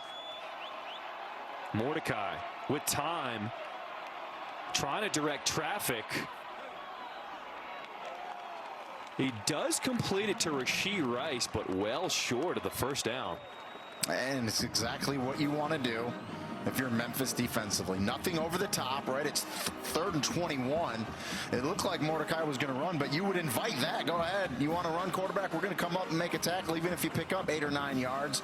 Instead, it's an underneath pass for short yardage. Come up, make the tackle. Good stop. What is going wrong with this SMU offense today? Because they do not look like themselves. Yeah, they just look out of sync again. I think lack of running game is one of the things. Only 45 yards rushing, and you look at the other side. Memphis doesn't have much of a running game either. So Memphis gets the ball back under 6 minutes to play here in this 3rd quarter, up by 4. With a 4-point lead here in this 3rd quarter. Liberty Bowl, not an easy place to play. Let's take a look at our schedule coming up later today on our ESPN family of networks. Michigan State, number 3. A lot of people are picking Purdue in this upset. I don't know. I think I'm all Sparty in that one. Yeah, a lot of talk. So Michigan State has heard it. I'm looking forward to that Oregon-Washington game. Some comments this week by Jimmy Lake, the Washington head coach, about, you know, maybe we don't recruit against Oregon because our guys are a little smarter. I'm paraphrasing, of course, but yeah, no love lost between those 2 programs. That should be a fun one tonight as well. Quick catch by Calvin Austin, gets out of bounds, and another 1st down.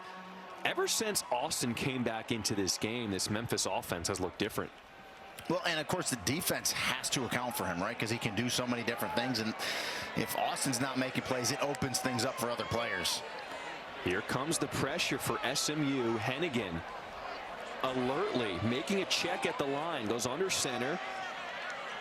Handoff is to Clark. Richard Moore was the first man in there. He lost his helmet, so he'll have to go off for a play. Yeah, Moore did a nice job, though, from that inside linebacker spot. He scraped inside out. He didn't make the tackle, but he made the first hit that slowed it up. So, you know, when those linebackers come free, you don't get a hat on them. You know, that's what's going to happen. You're not going to get yardage up front. 2nd and 9. Hennigan throw is a little high over the head of Austin, incomplete. And that's the one thing for Seth Hennigan today. I think a couple of his throws have been high, and really I kind of attribute it that, you know, game speed, back in it, right, after the couple-week layoff, and sometimes you just, you know, you'll not step into that throw with your body the way you need it, and a couple times it'll sail on you. Of course, Kelvin Austin's not the tallest receiver either, 5'9".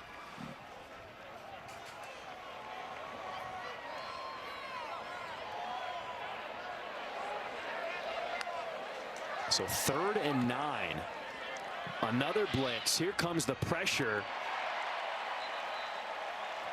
And a great catch by Eddie Lewis. 17-yard pickup. Move the chains. Yeah, right on the sideline. Gets the feet in. Good protection. Way to pick up the blitz if you're Memphis. Good throw. Gets that left foot down first before the other one came out of bounds. That's a good call. Gets a little hit at the end, but stays in there and delivers a strike for the first down.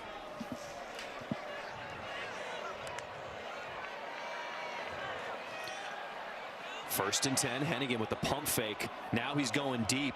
Good coverage.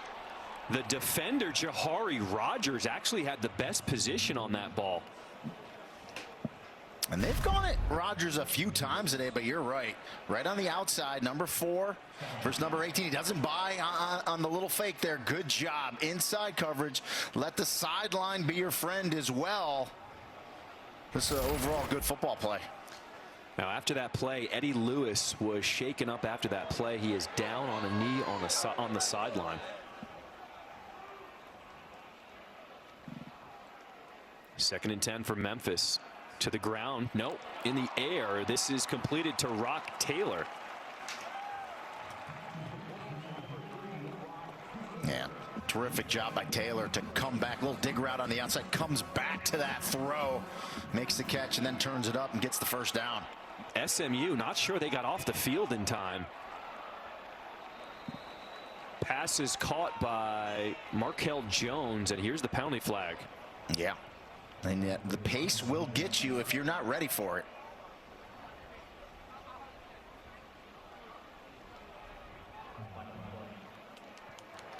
Illegal substitution, defense. 12 players on the field. That penalty's declined. It's 2nd down. Yeah, and they'll take the play instead. And you just see guys running in and out and just not off in time. As that ball gets snapped, really had 2 guys on, so 13 guys. Easy call for the officials, but Memphis takes advantage of it with the 9-yard completion. 2nd and 1. Weaver's the man in the backfield as SMU is creeping up, showing another blitz. Here comes the pressure. Hennigan throwing off of his back foot. Jump ball, incomplete. No flag. It was intended for Gabriel Rogers. Nope, excuse me, there's a flag. Yeah, the back judge called it, not the field judge. Pass interference, defense, number 16. It's a 15-yard penalty, automatic first down. That's an interesting flag because the official who had the best position didn't throw the flag. Yeah, well, the back judge sometimes has a different angle. So, I mean, he contacts him a little, and he comes off. And based on the way they've been calling it today, I don't believe that's pass interference either. But you know what? I give Gabriel Rogers credit because he fights through him, and it really looks like it's a lot worse than it was to the back judge. So I understand why he threw the flag. 1st and 10. Weaver on the stop. Levelson Gets a tackle for loss, a loss of 1. I mean, with the way they've been calling it, that definitely was not pass interference. Correct.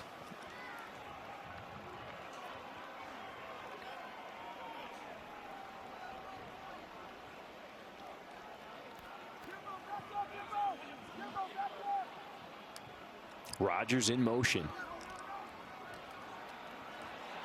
Here comes the pressure. Hennigan just gets rid of it. Nice job to avoid the sack. He was looking for Austin. But Hennigan has done a really great job all day feeling the pressure, and when he feels the rush in his face, he just gets rid of it. Yeah, so he didn't get sacked, but it was a good job by SMU because they made him throw the ball before he wanted to, before Austin came out of the break and just couldn't deliver the pass. So, again, you don't necessarily have to get a hit or sack a quarterback to be effective. You make him throw the ball before he wants to, get him off his spot, and that's what SMU did right there. And a lot of blitzes are being dialed up by Jim Leavitt. Asa Martin is in there on 3rd and 11. Here comes the heat. Hennigan incomplete. A good blitz dialed up by defensive coordinator Jim Leavitt. Was looking for Ivory. Yeah, so he's telling his DBs on the outside, you guys got to cover, you got to hold up, because I am sending guys to get after this quarterback, and that's exactly what they're doing defensively, and it's worked there. Now again, Memphis is in that spot. They've been in this spot 3 times, 4th and long, where you're in field goal range, granted a longer field goal, and they're going to choose to go for it once again. So Memphis is going for it on 4th and 11. 3 wide receivers for Hennigan. Strong throw, touchdown, Memphis on 4th and 11. Javon Ivory does a little dance in the end zone. So we've now seen completions on 4th and 12 to Kelvin Austin. And now 4th and 11 to Javon Ivory. And again, if you're SMU, right, if you're an SMU fan, you're sick to your stomach because you play really good defense. You get them to 4th and long. Ryan Silverfield says, you know, the heck with it. I'm going to go for it. Kevin Johns, what do you got for me? And I got a little bang 8, a little skinny posted Javon Ivory for the touchdown. Unreal. A 27-yard completion on 4th down. And that's the route right there that Ryan Silverfield said, I need to see Seth Hennigan make this throw. It's called a bang 8. 8 is a post pattern. The bang means it's on time, it's on rhythm, it's a skinny post. And boy, Hennigan puts it right there as Ivory makes his break. Perfect pass. Touchdown, Tigers. Man, these safeties for SMU are just getting burned. Take a look at this overhead look. And so there's no safety in the middle, right, John? His Denzel's on the far hash. So Hennigan knows on that skinny post by Ivory, he just needs to put it there with a little zip, with rhythm and time, and he's got a touchdown, and he did it.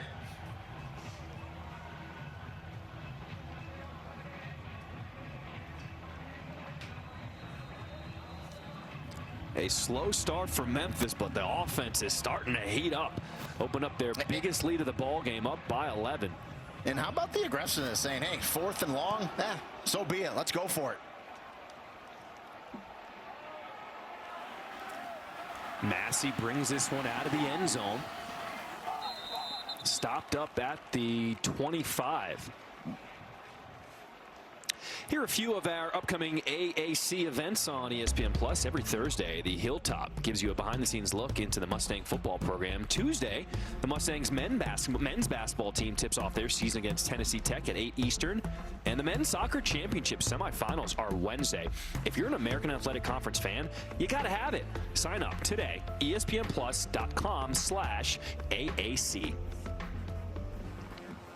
Well, this is probably one of the biggest drives of the game for SMU. Down by 11, you haven't looked good. How do you respond here? Yeah, I would agree. You need an answer, and you need a touchdown. Siggers, I mean, he has been running with a purpose today. They just have not given him enough touches. Yeah, I think he's going to be about 11 for maybe 46, 47 now in the game, and those have been a tough 47 yards for Siggers.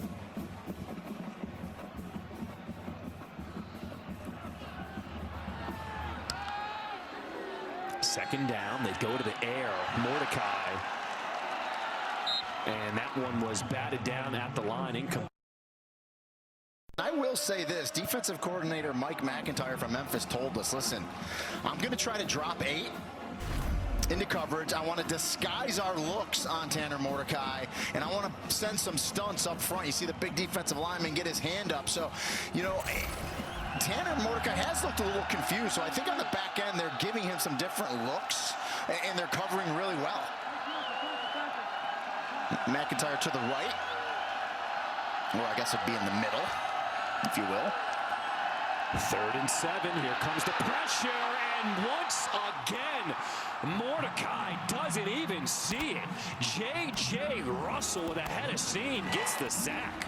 So I love the chess match between the two defensive coordinators. Like, we talked all offense in this game, and now they're both on both sides dialing up blitzes, and they're like, well, you can do it, I can do it better. J.J. Russell off the middle, right up the middle there, and almost knocks the ball loose from Tanner Mordecai, but gets an excellent sack. And that's one thing J.J. Russell worked on in the offseason from that Mike linebacker position. He got faster, and you saw that speed right there.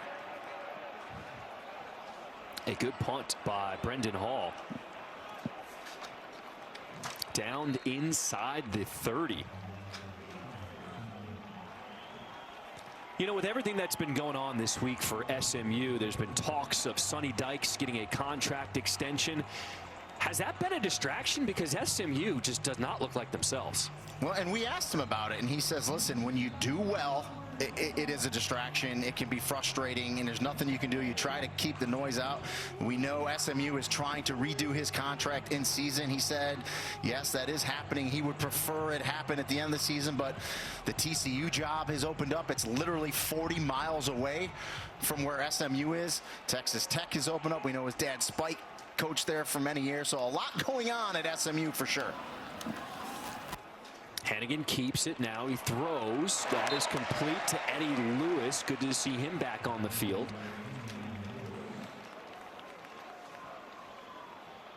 Gain of 9 on 1st down. And I'm impressed with Seth Hannigan, you know, being out. Sometimes you come back, you're just not in rhythm, not in sync. He you know, a couple high throws, but not many. I'm nitpicking, okay? He's looked really good.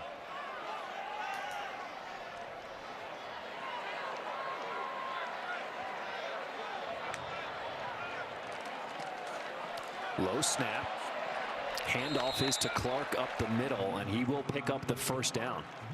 And we had Memphis earlier in the year, John, against UTSA, a game that Memphis dropped, a tight game. And I think Seth Hannigan looks even better than he did back then. So a young quarterback that's just, again, with every game rep, he's going to get better. Memphis shoulders obviously just feeling pretty good. 45 away. Yeah, 45 throws. That shoulder's feeling pretty good, I'm going to guess. This Tiger squad is pumped up. Liberty Bowl crowd letting them hear it. That's the end of the 3rd quarter. Memphis 21, SMU 10. One more quarter to play.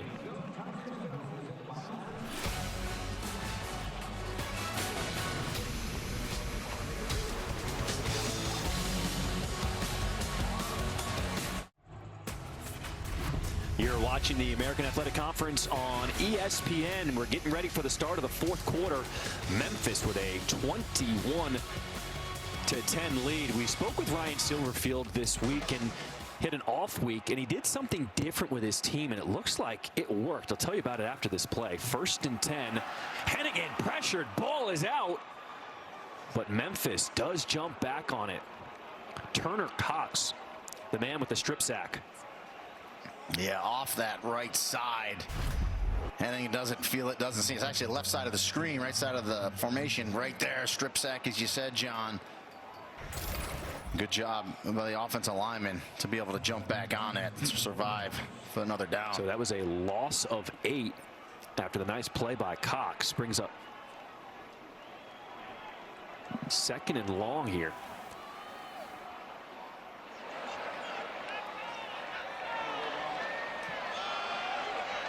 To the ground. This is Weaver. He is stood up Chance Cromartie on the tackle. So for this week's Ryan Silverfield got everybody together who's involved in the program. We're talking nearly 200 people, and he handed each of them an index card, and he said, I want you to write down one thing to prove on of yourself, and then one thing I want you to improve on as a team.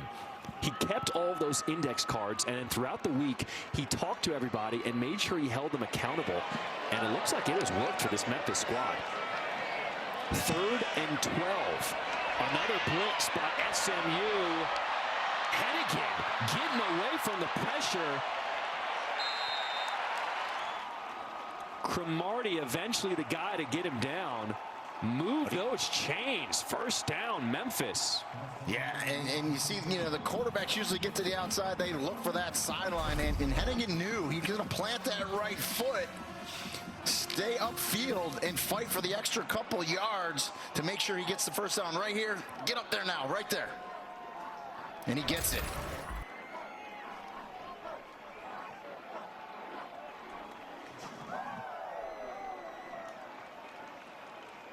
So I asked Coach Silverfield, I said, well, what did you write down? He said, I actually need to be around the guys more, and after practice, I'm going to hang around more, make sure that they know I'm here and can ask me any questions they want. 1st and 10, Weaver dropped for a loss in the backfield. That's Will Jones. And just to talk more about the cards, he said he gave them to everybody. Support staff, coaches, everybody wrote on an index card. And again, it's for focus and accountability for everybody, and he can go to it during practice as well and say, hey, are you doing what you said you need to do? So yeah, it was pretty interesting.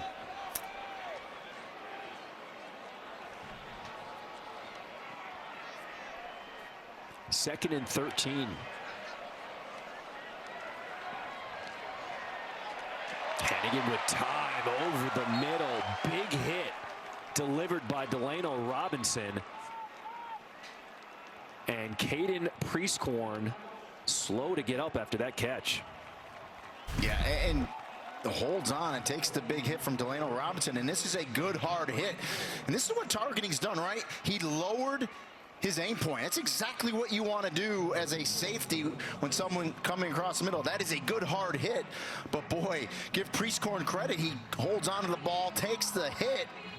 That's just a good football play right there.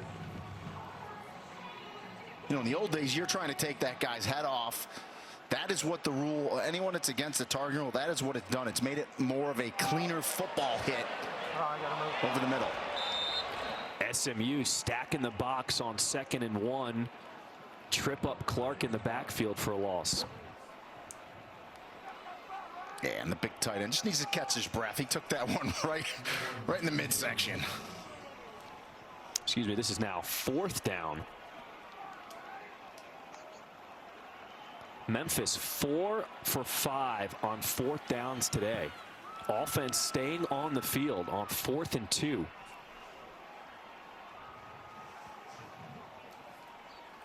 Clark stays in there at running back.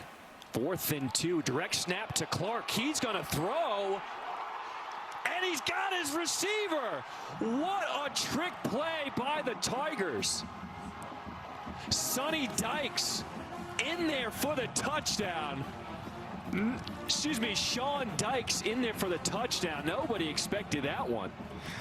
How good of a pass was that by Rodriguez Clark? I mean, the coverage was really good. SMU wasn't fooled on the play.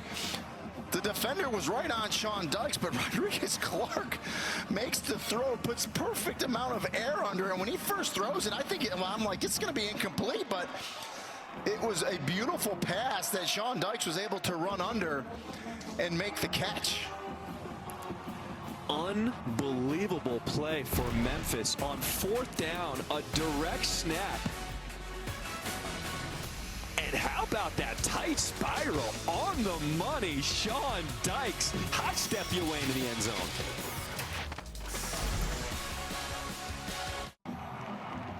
Welcome back to the Liberty Bowl. Let's take a look at that last touchdown pass by Rodriguez Clark. Yeah, just perfect touch, perfect air. And how about the aggressiveness from Ryan Silverfield? Memphis is 5 for 6 on 4th down today. How about the second half? 3 for 3 all the passes have been for 27 yards or more. I mean, that's something right there. 21 unanswered points scored by Memphis. It was 10-7 at the half. Massey trying to spark something on the return, spun out of bounds at the 34-yard line. And now for our Fansville college football update, brought to you by Dr. Pepper. Georgia showing you why they are the #1 team in the country, up 40-3 against Missouri. And Ohio State, Nebraska's a very good team. That is not an easy game. They are up 23-10 right now over the Cornhuskers. Yeah, since Scott Frost has got to Nebraska, I think he's tied for 3rd in FBS with most one-score losses. I mean, that's crazy. I mean, they're playing so well, they just can't win. This is Siggers on the ground. Craig Rubin on the stop.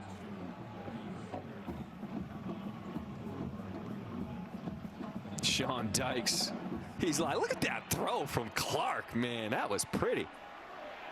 2nd and 4. Finally, Mordecai learns to throw it away. Again, though, the coverage on the back end for Memphis has been excellent. And again, I really think Mike McIntyre, the defensive coordinator for Memphis, is changing his looks up. And again, they're getting pressure on Mordecai as well. And, you know, they've been in 3rd down, 3rd and long a lot today. 3rd and 4, very manageable for this Mustangs offense.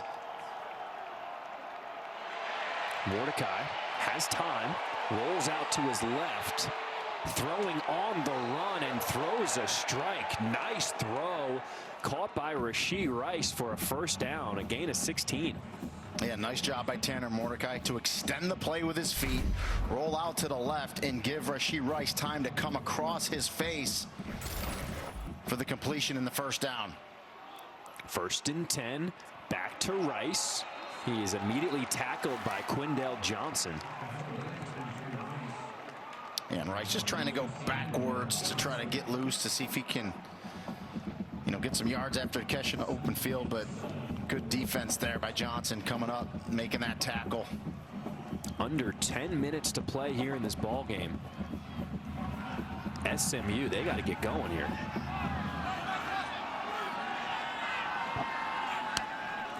Second and 7. Tyler Levine. Now we're seeing SMU getting some running room on the ground, but it looks like Memphis is like, if you want to run the ball, cool, you can eat up the clock. Yeah, and Levine, obviously their bigger back, their bruiser, 230 pounds, picks up the 1st down there. 1st and 10. Mordecai, a lot of hand fighting. It was intended for Robeson. Sylvante Oliver was the man in coverage. Yeah, and so there's no such thing as face guarding. You don't have to turn around, but if you contact the receiver and you don't turn around, it's a penalty. So, yeah, you know, I thought there was a little bit there. That looks a little cleaner. Robertson doesn't get the call there.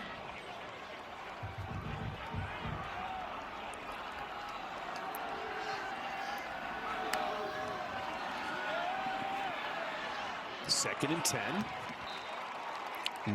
Mordecai completes it to Curley. A gain of 5. I mean, this is the best looking drive we have seen out of the Mustangs the 2nd half. Yeah, imperative, though. They need to get 7 here. I think we all agree on that right here. And if you're watching at home. And this is an offense that can get hot really quickly.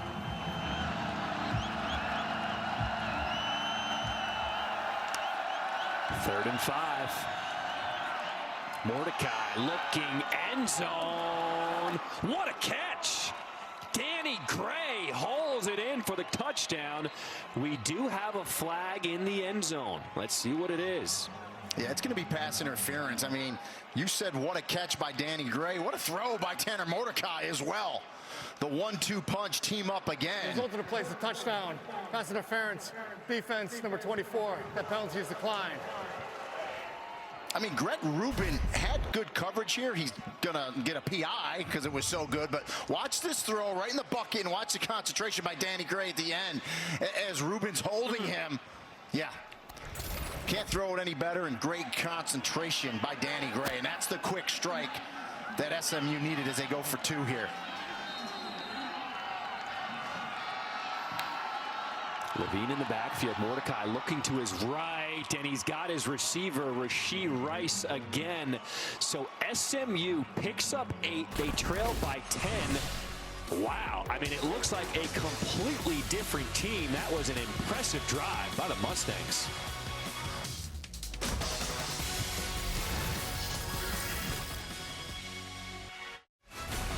The All-State Saturday Kickoff is presented by Allstate. Save money like a champion with Allstate.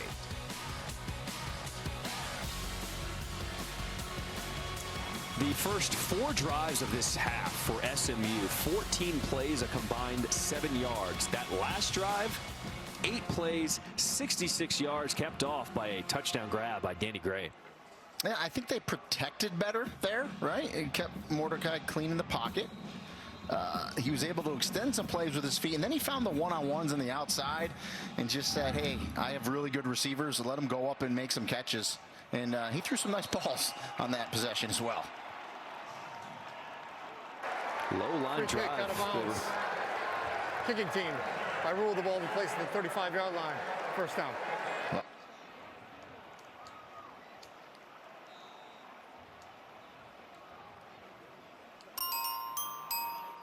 later today, Michigan State's coming up at Purdue. That's 3:30 Eastern on ABC. Oklahoma State, West Virginia, 3:30 on ESPN.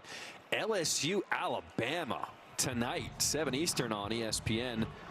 And we had USC last week. They lost their star receiver, Drake London. A big test on the road at Arizona State, 10:30 Eastern against ESPN on ESPN. Yeah, some good matchups tonight for sure. Hennigan rolling out to his left, throwing across his body. Throws it short, intended for Ivory. Yeah, and that one kind of got short-armed there. But I like the aggressiveness out of Ryan Silverfield and Kevin Johns. SMU just puts 8 up on you, gets it to within 2 scores at a 10-point lead. And so they're going to try to keep their foot on the gas pedal here and get some more points, and rightfully so. You saw Hennigan trying to shake out his shoulder. He came into this game with an injury to that right throwing shoulder. Limited in practice this week, but he has looked great here today. Going deep, one-on-one, incomplete. And when we talked to Ryan Silverfield about Seth Hennigan, I want to believe he said, well, it's not like if he's good, he gets a start. He's not going to throw the ball 60 times. Well, that was past 47 right there for Ryan for Seth Hennigan. So, yeah, they've loosened that shoulder up. Good for him today.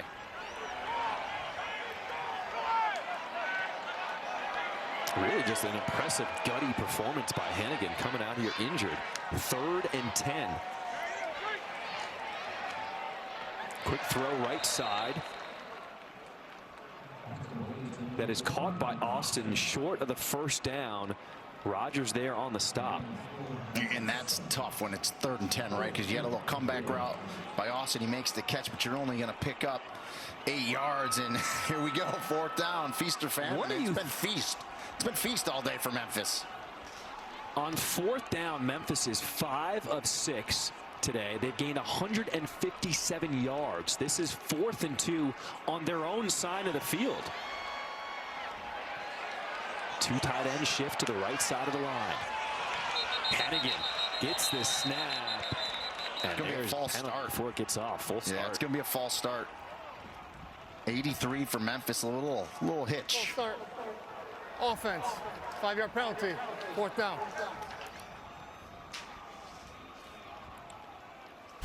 Yeah, it's going to be the tight end right there. You see him because he's pulling, right? So he starts leaning back just a little bit to be able to get out. John Hassel there, 83. And now you're going to punt.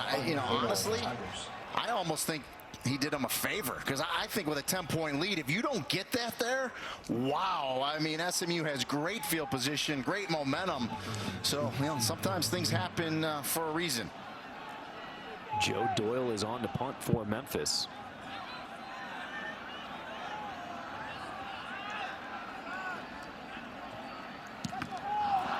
And it goes goes off of his own man.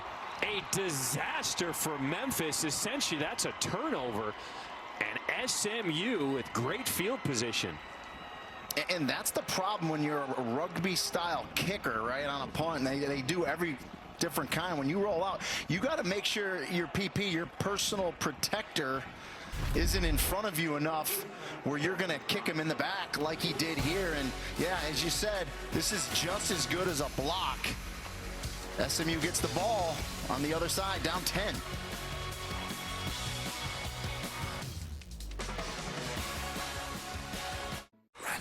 First Saturday in November with this great rivalry. It is the SEC under the lights. LSU, Alabama, tonight at 7 on ESPN. Are you ready for Monday night? Special teams coordinator Charles Bankins talking to his punter Joe Doyle.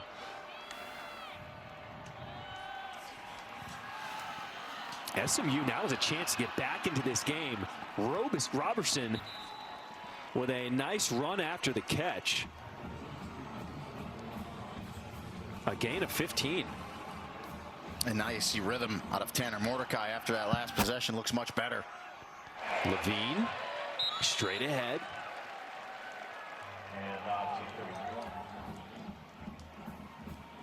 Not much there, but you got to keep that defense honest. Show them that you're still going to run the ball.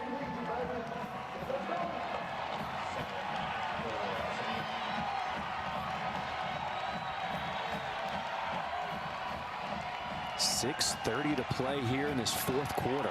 Can SMU get back into the game? They were just down by 18. 2nd and 9, low snap. Mordecai picks it up, fires over the middle. It's Robertson again. They are short. It'll bring up 3rd and 1. And we saw some low snaps last week out of Branson Hickman, something that he's got to fix. Levine up the middle, still chugging ahead. Brought down at the 2. And if I'm SMU, I go quick again right here and give it to Levine once again, and that's what they're going to do. 1st and goal, using some pace. Levine again. Did he get in there? Touchdown, SMU. We got a ball game again.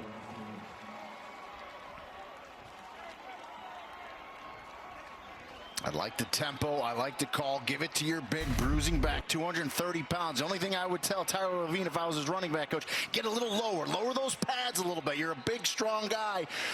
Don't run straight up as much. Get low. Really drive through so you don't give anything to the referee making this call, because I'm sure replay's going to take a look at it to make sure he broke the plane. That's right. This play is now going to be under review, as Levine was stood up at the goal line. So did he get the ball across? Let's take a look. Yeah, remember, call on the field's touchdown, so they need indisputable video evidence to overturn it. Right here, what I tell them, right, get low, get real low. See how the defender 22 is lower than him, hits him in the chest, that stands him up. But I think he was big enough and strong enough as he fought through. I think that ball did break the front of the goal line. So I think this is going to stand as a touchdown. Then there's no view that I can see that's going to overturn the call on the field. Here's the look down the line. Tough to see where the ball is at this point. And it was Tyrez Lindsey, 22 for Memphis. It came in there lower, but remember, guys, the front of the football just has to touch the front of the line. I always tell people, the front of that goal line, it's like a sheet of water. It goes all the way up. If the ball just touches that sheet of water and puts a ripple in it, you have broken the plane. That's a touchdown. So what do you think the outcome of this review is going to be? I think it's going to stand. It's a touchdown. It was called a touchdown on the field. There's no view that I believe they have that's going to overturn it. And I do think the ball broke the plane. Well, there you go. But the again, touchdown stands, and SMU down by 4 now as they await the extra point. Yeah, and how big was that 2-point conversion on the last touchdown, right? Blake Mazza's on. And he boots that one through. It was just an 18-point lead for Memphis, and it's down to just 3. Under 6 minutes to play. This is shaping up to be a good one here in the American.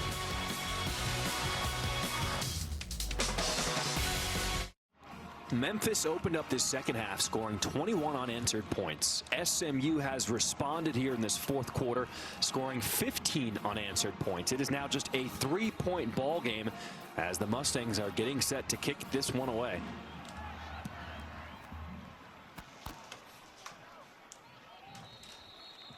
Kick goes into the end zone, so Memphis will take it at the 25-yard line. Let's take a look at the standings here in the American and why this game is so important. For Memphis, obviously, you want to stay above 500. If you're SMU, you're not out of the race for the American.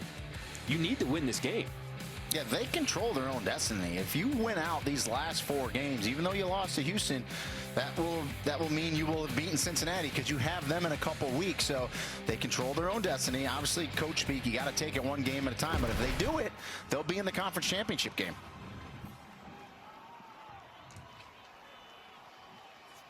Can Memphis close this game out? Under 6 minutes to play.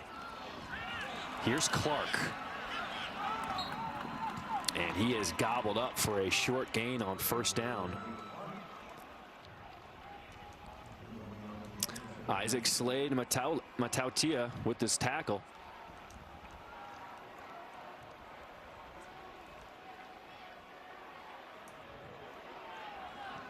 And Memphis should take their time here. Let this play clock run down. It's tough for teams that like to go quick, though, letting it get down there when you get a lead. They inevitably snap it too early.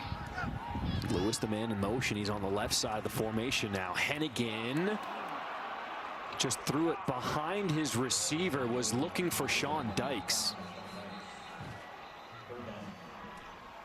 Yeah, a little corner route. Clock. Yeah, corner route by Dykes, and that ball was behind him. And now you're in that 3rd and long position where you don't want to be, and we've seen Jim Leavitt dial up a ton of blitzes today.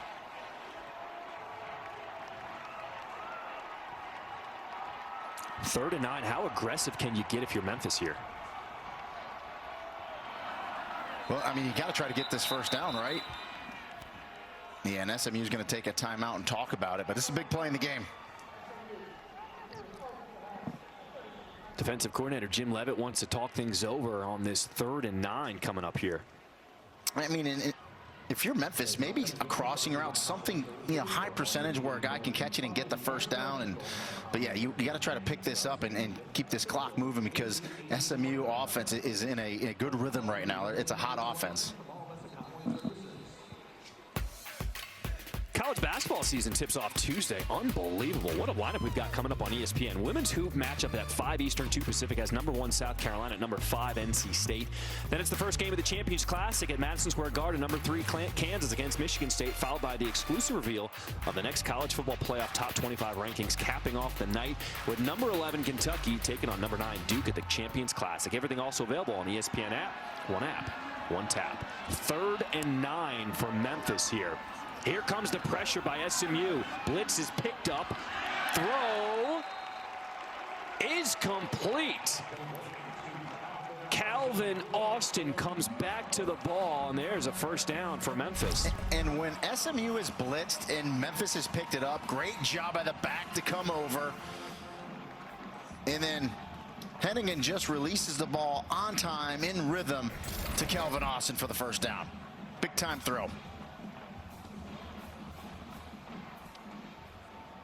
And that's after SMU burned a timeout on defense. Memphis still able to pick up the first down. On the ground.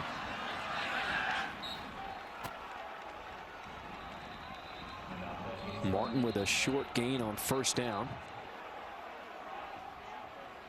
Tempers. I mean, if you're Memphis, why are you barking at this point, right? Yeah, you got a 3-point lead with the ball. Just get away. Both teams, right? You pick up 15 here, and that could be lights out for your team. So, no unsportsmanlike penalties here. Just got to play hard to the end.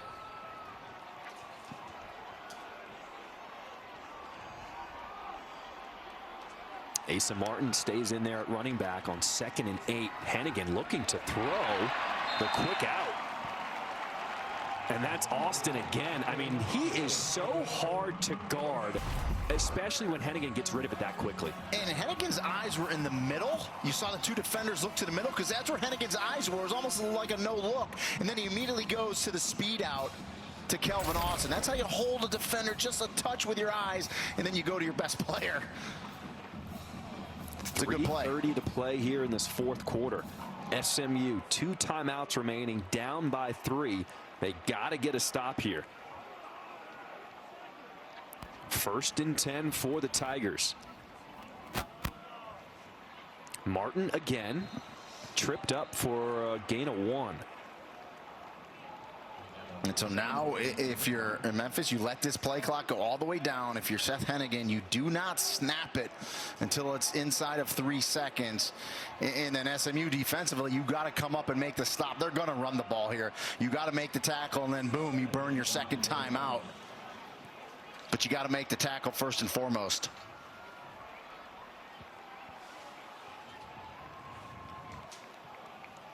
Marquavius Weaver enters the game at running back, 2nd and 9. Press coverage for the Mustangs. Weaver straight ahead, lowers the shoulder. He delivers the pain. Trevor Denbo with the stop. And the Mustangs burn their 2nd timeout. And now let's take a look at today's celebration moment, brought to you by Allstate. Yeah, Seth Hennigan comes back from injury. We weren't sure if he was going to start the game today. He looked good in warm-ups, and he's looked good in the game. Spreading it around to multiple receivers, running the offense like he hadn't missed a beat. 34 of 52 for Hennigan, 392 yards, 2 touchdowns. Did have the 1 interception. But I would say if you're a Memphis fan, you're pretty happy with the return of one Seth Hennigan. He's got 34 completions today. That ties a career high. And we're talking about a kid who wasn't even able to practice fully all week. Just yesterday, we were told he made the throws in practice, but he didn't practice fully. And here he is, gutting it out with a shoulder injury, a hand injury, and he's thrown for almost 400 yards today. Yeah, that's impressive. And he may throw it his 53rd time right here, because this is a huge 3rd down to try to put this game away for Memphis. 3rd and 5. SMU gets back on sides. Here comes the pressure. Hennigan avoids it, trying to get the 1st down. He will not get there. Tripped up by Richard Moore, the Texas A&M transfer, as SMU will use their final timeout. And they had SMU offsides. If they would have just snapped the ball, they had them in the neutral zone, they would have got a free 5, and for all intents and purposes, the game would have been over. He gets back, and then good pressure forces Hennigan out of the pocket, and then a good job defensively to come up to make sure he does not get the 1st down. That was 14. Richard Moore, who's been very active today, makes a big tackle. Now 4th and 3. I gotta believe Ryan Silverfield's gonna go for it. He's gone for it every time today almost. He's 5 for 7 today. 7 times he's gone for it on 4th down. What a game you've got. You are watching the All-State Saturday kickoff, and what a way to kick off your Saturday. Memphis clinging to a 3-point lead. They were up by 18 at one point until SMU woke up and scored 15 unanswered, and a big decision here on 4th and 3. Last time out, you had a disastrous punt. On 4th down, Memphis has been going for it, and it's been working. Ryan Silverfield, he has been aggressive today. And SMU is out of timeout, so it's this simple, right? It's 4th and 3. If Memphis picks up 3 yards, the ball game's over, right? I spy victory. You take some knees, you get out of here with a huge win, you get above 500, and you're 1 game away from bowl eligibility. And if you're SMU, you stop them, you're going to get the ball back with about 2 minutes and 15 seconds left for a hot offense to go down and win this game. There's a confusion on the left side of the defense for SMU. Pass is incomplete. They were looking at Austin, so SMU gets the stop that they're looking for on defense. Offense comes onto the field. When it looked like Austin was there on the break as they rolled Hennigan out to the left, and he just cannot connect. We saw a helmet flying from an offensive lineman, a lot of physicality up front, and let's take a look at it. He's going to roll to the left. It's just one of those speed outs, and it just kind of comes off, short arms a little bit, and Austin can't get to it, and the SMU defense holds. In the way the offense has looked the last two possessions, they're thinking we're going to go down, score a touchdown, and win this game. That is back-to-back turnover on downs for Memphis offense. Do you like going for it on fourth down there? I do, but I don't want to say the play call was wrong because I think they had it there. But yeah, I like the aggressiveness. Mordecai all day. Memphis gray jerseys have been in his face. That is the 5th sack for Tigers today. Yeah, when your defense gets to them like that, yeah, I agree going with it for fourth down even more. 2nd and long. Mordecai completes to his tight end, Grant Calcaterra, and he gets out of bounds. 1:55 to play. That'll be bringing up 3rd down. Yeah, good job by the big tight end. By getting out of bounds, he just lets them catch their breath, right? No timeouts, but the clock is stopped now because it's under 2 minutes. It won't start until the snap. A gain of 14. That'll bring up 3rd and 2. To the ground. Levine tripped up, but he picks up the 1st down. Yeah, and that's all they wanted. Johnson was there, the safety making the stop. Yeah, make sure they got the 1st down, which they did.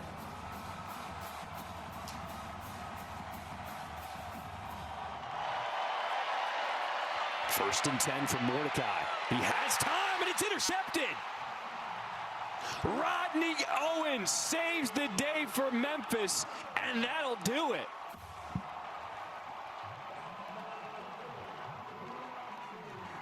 Yeah, Rodney Owens, the nickel. Good coverage. He's underneath. I don't know if Tanner Mordecai saw him. He was in great position. Mordecai releases the ball, and Owens is right there for the interception. Tries to squeeze it in there to Danny Gray, his wide receiver. But coverage on top and underneath, bracketed coverage. And Memphis is going to win this game.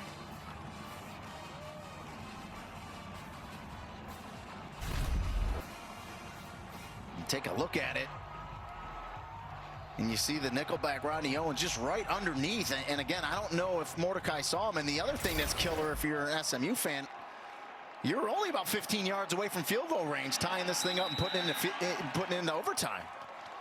So a tough Just one. when Memphis fans thought, here we go again, are we going to blow another 4th quarter lead? It was Rodney Owens to the rescue. And you saw Owens kind of drift to the outside, but then he came right back to where he needed to be when Mordecai released that ball for the interception. And it's going to be 2 straight losses now for SMU.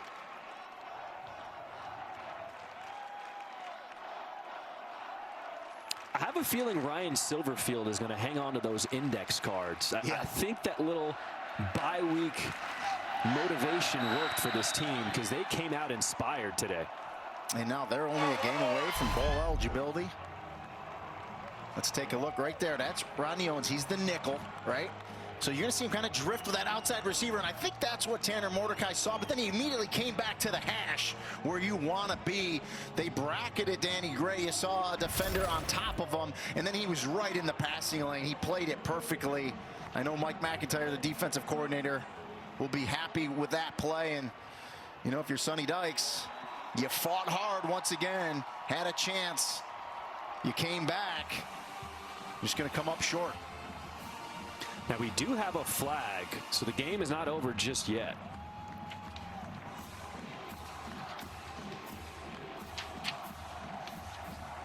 There is no foul in the play.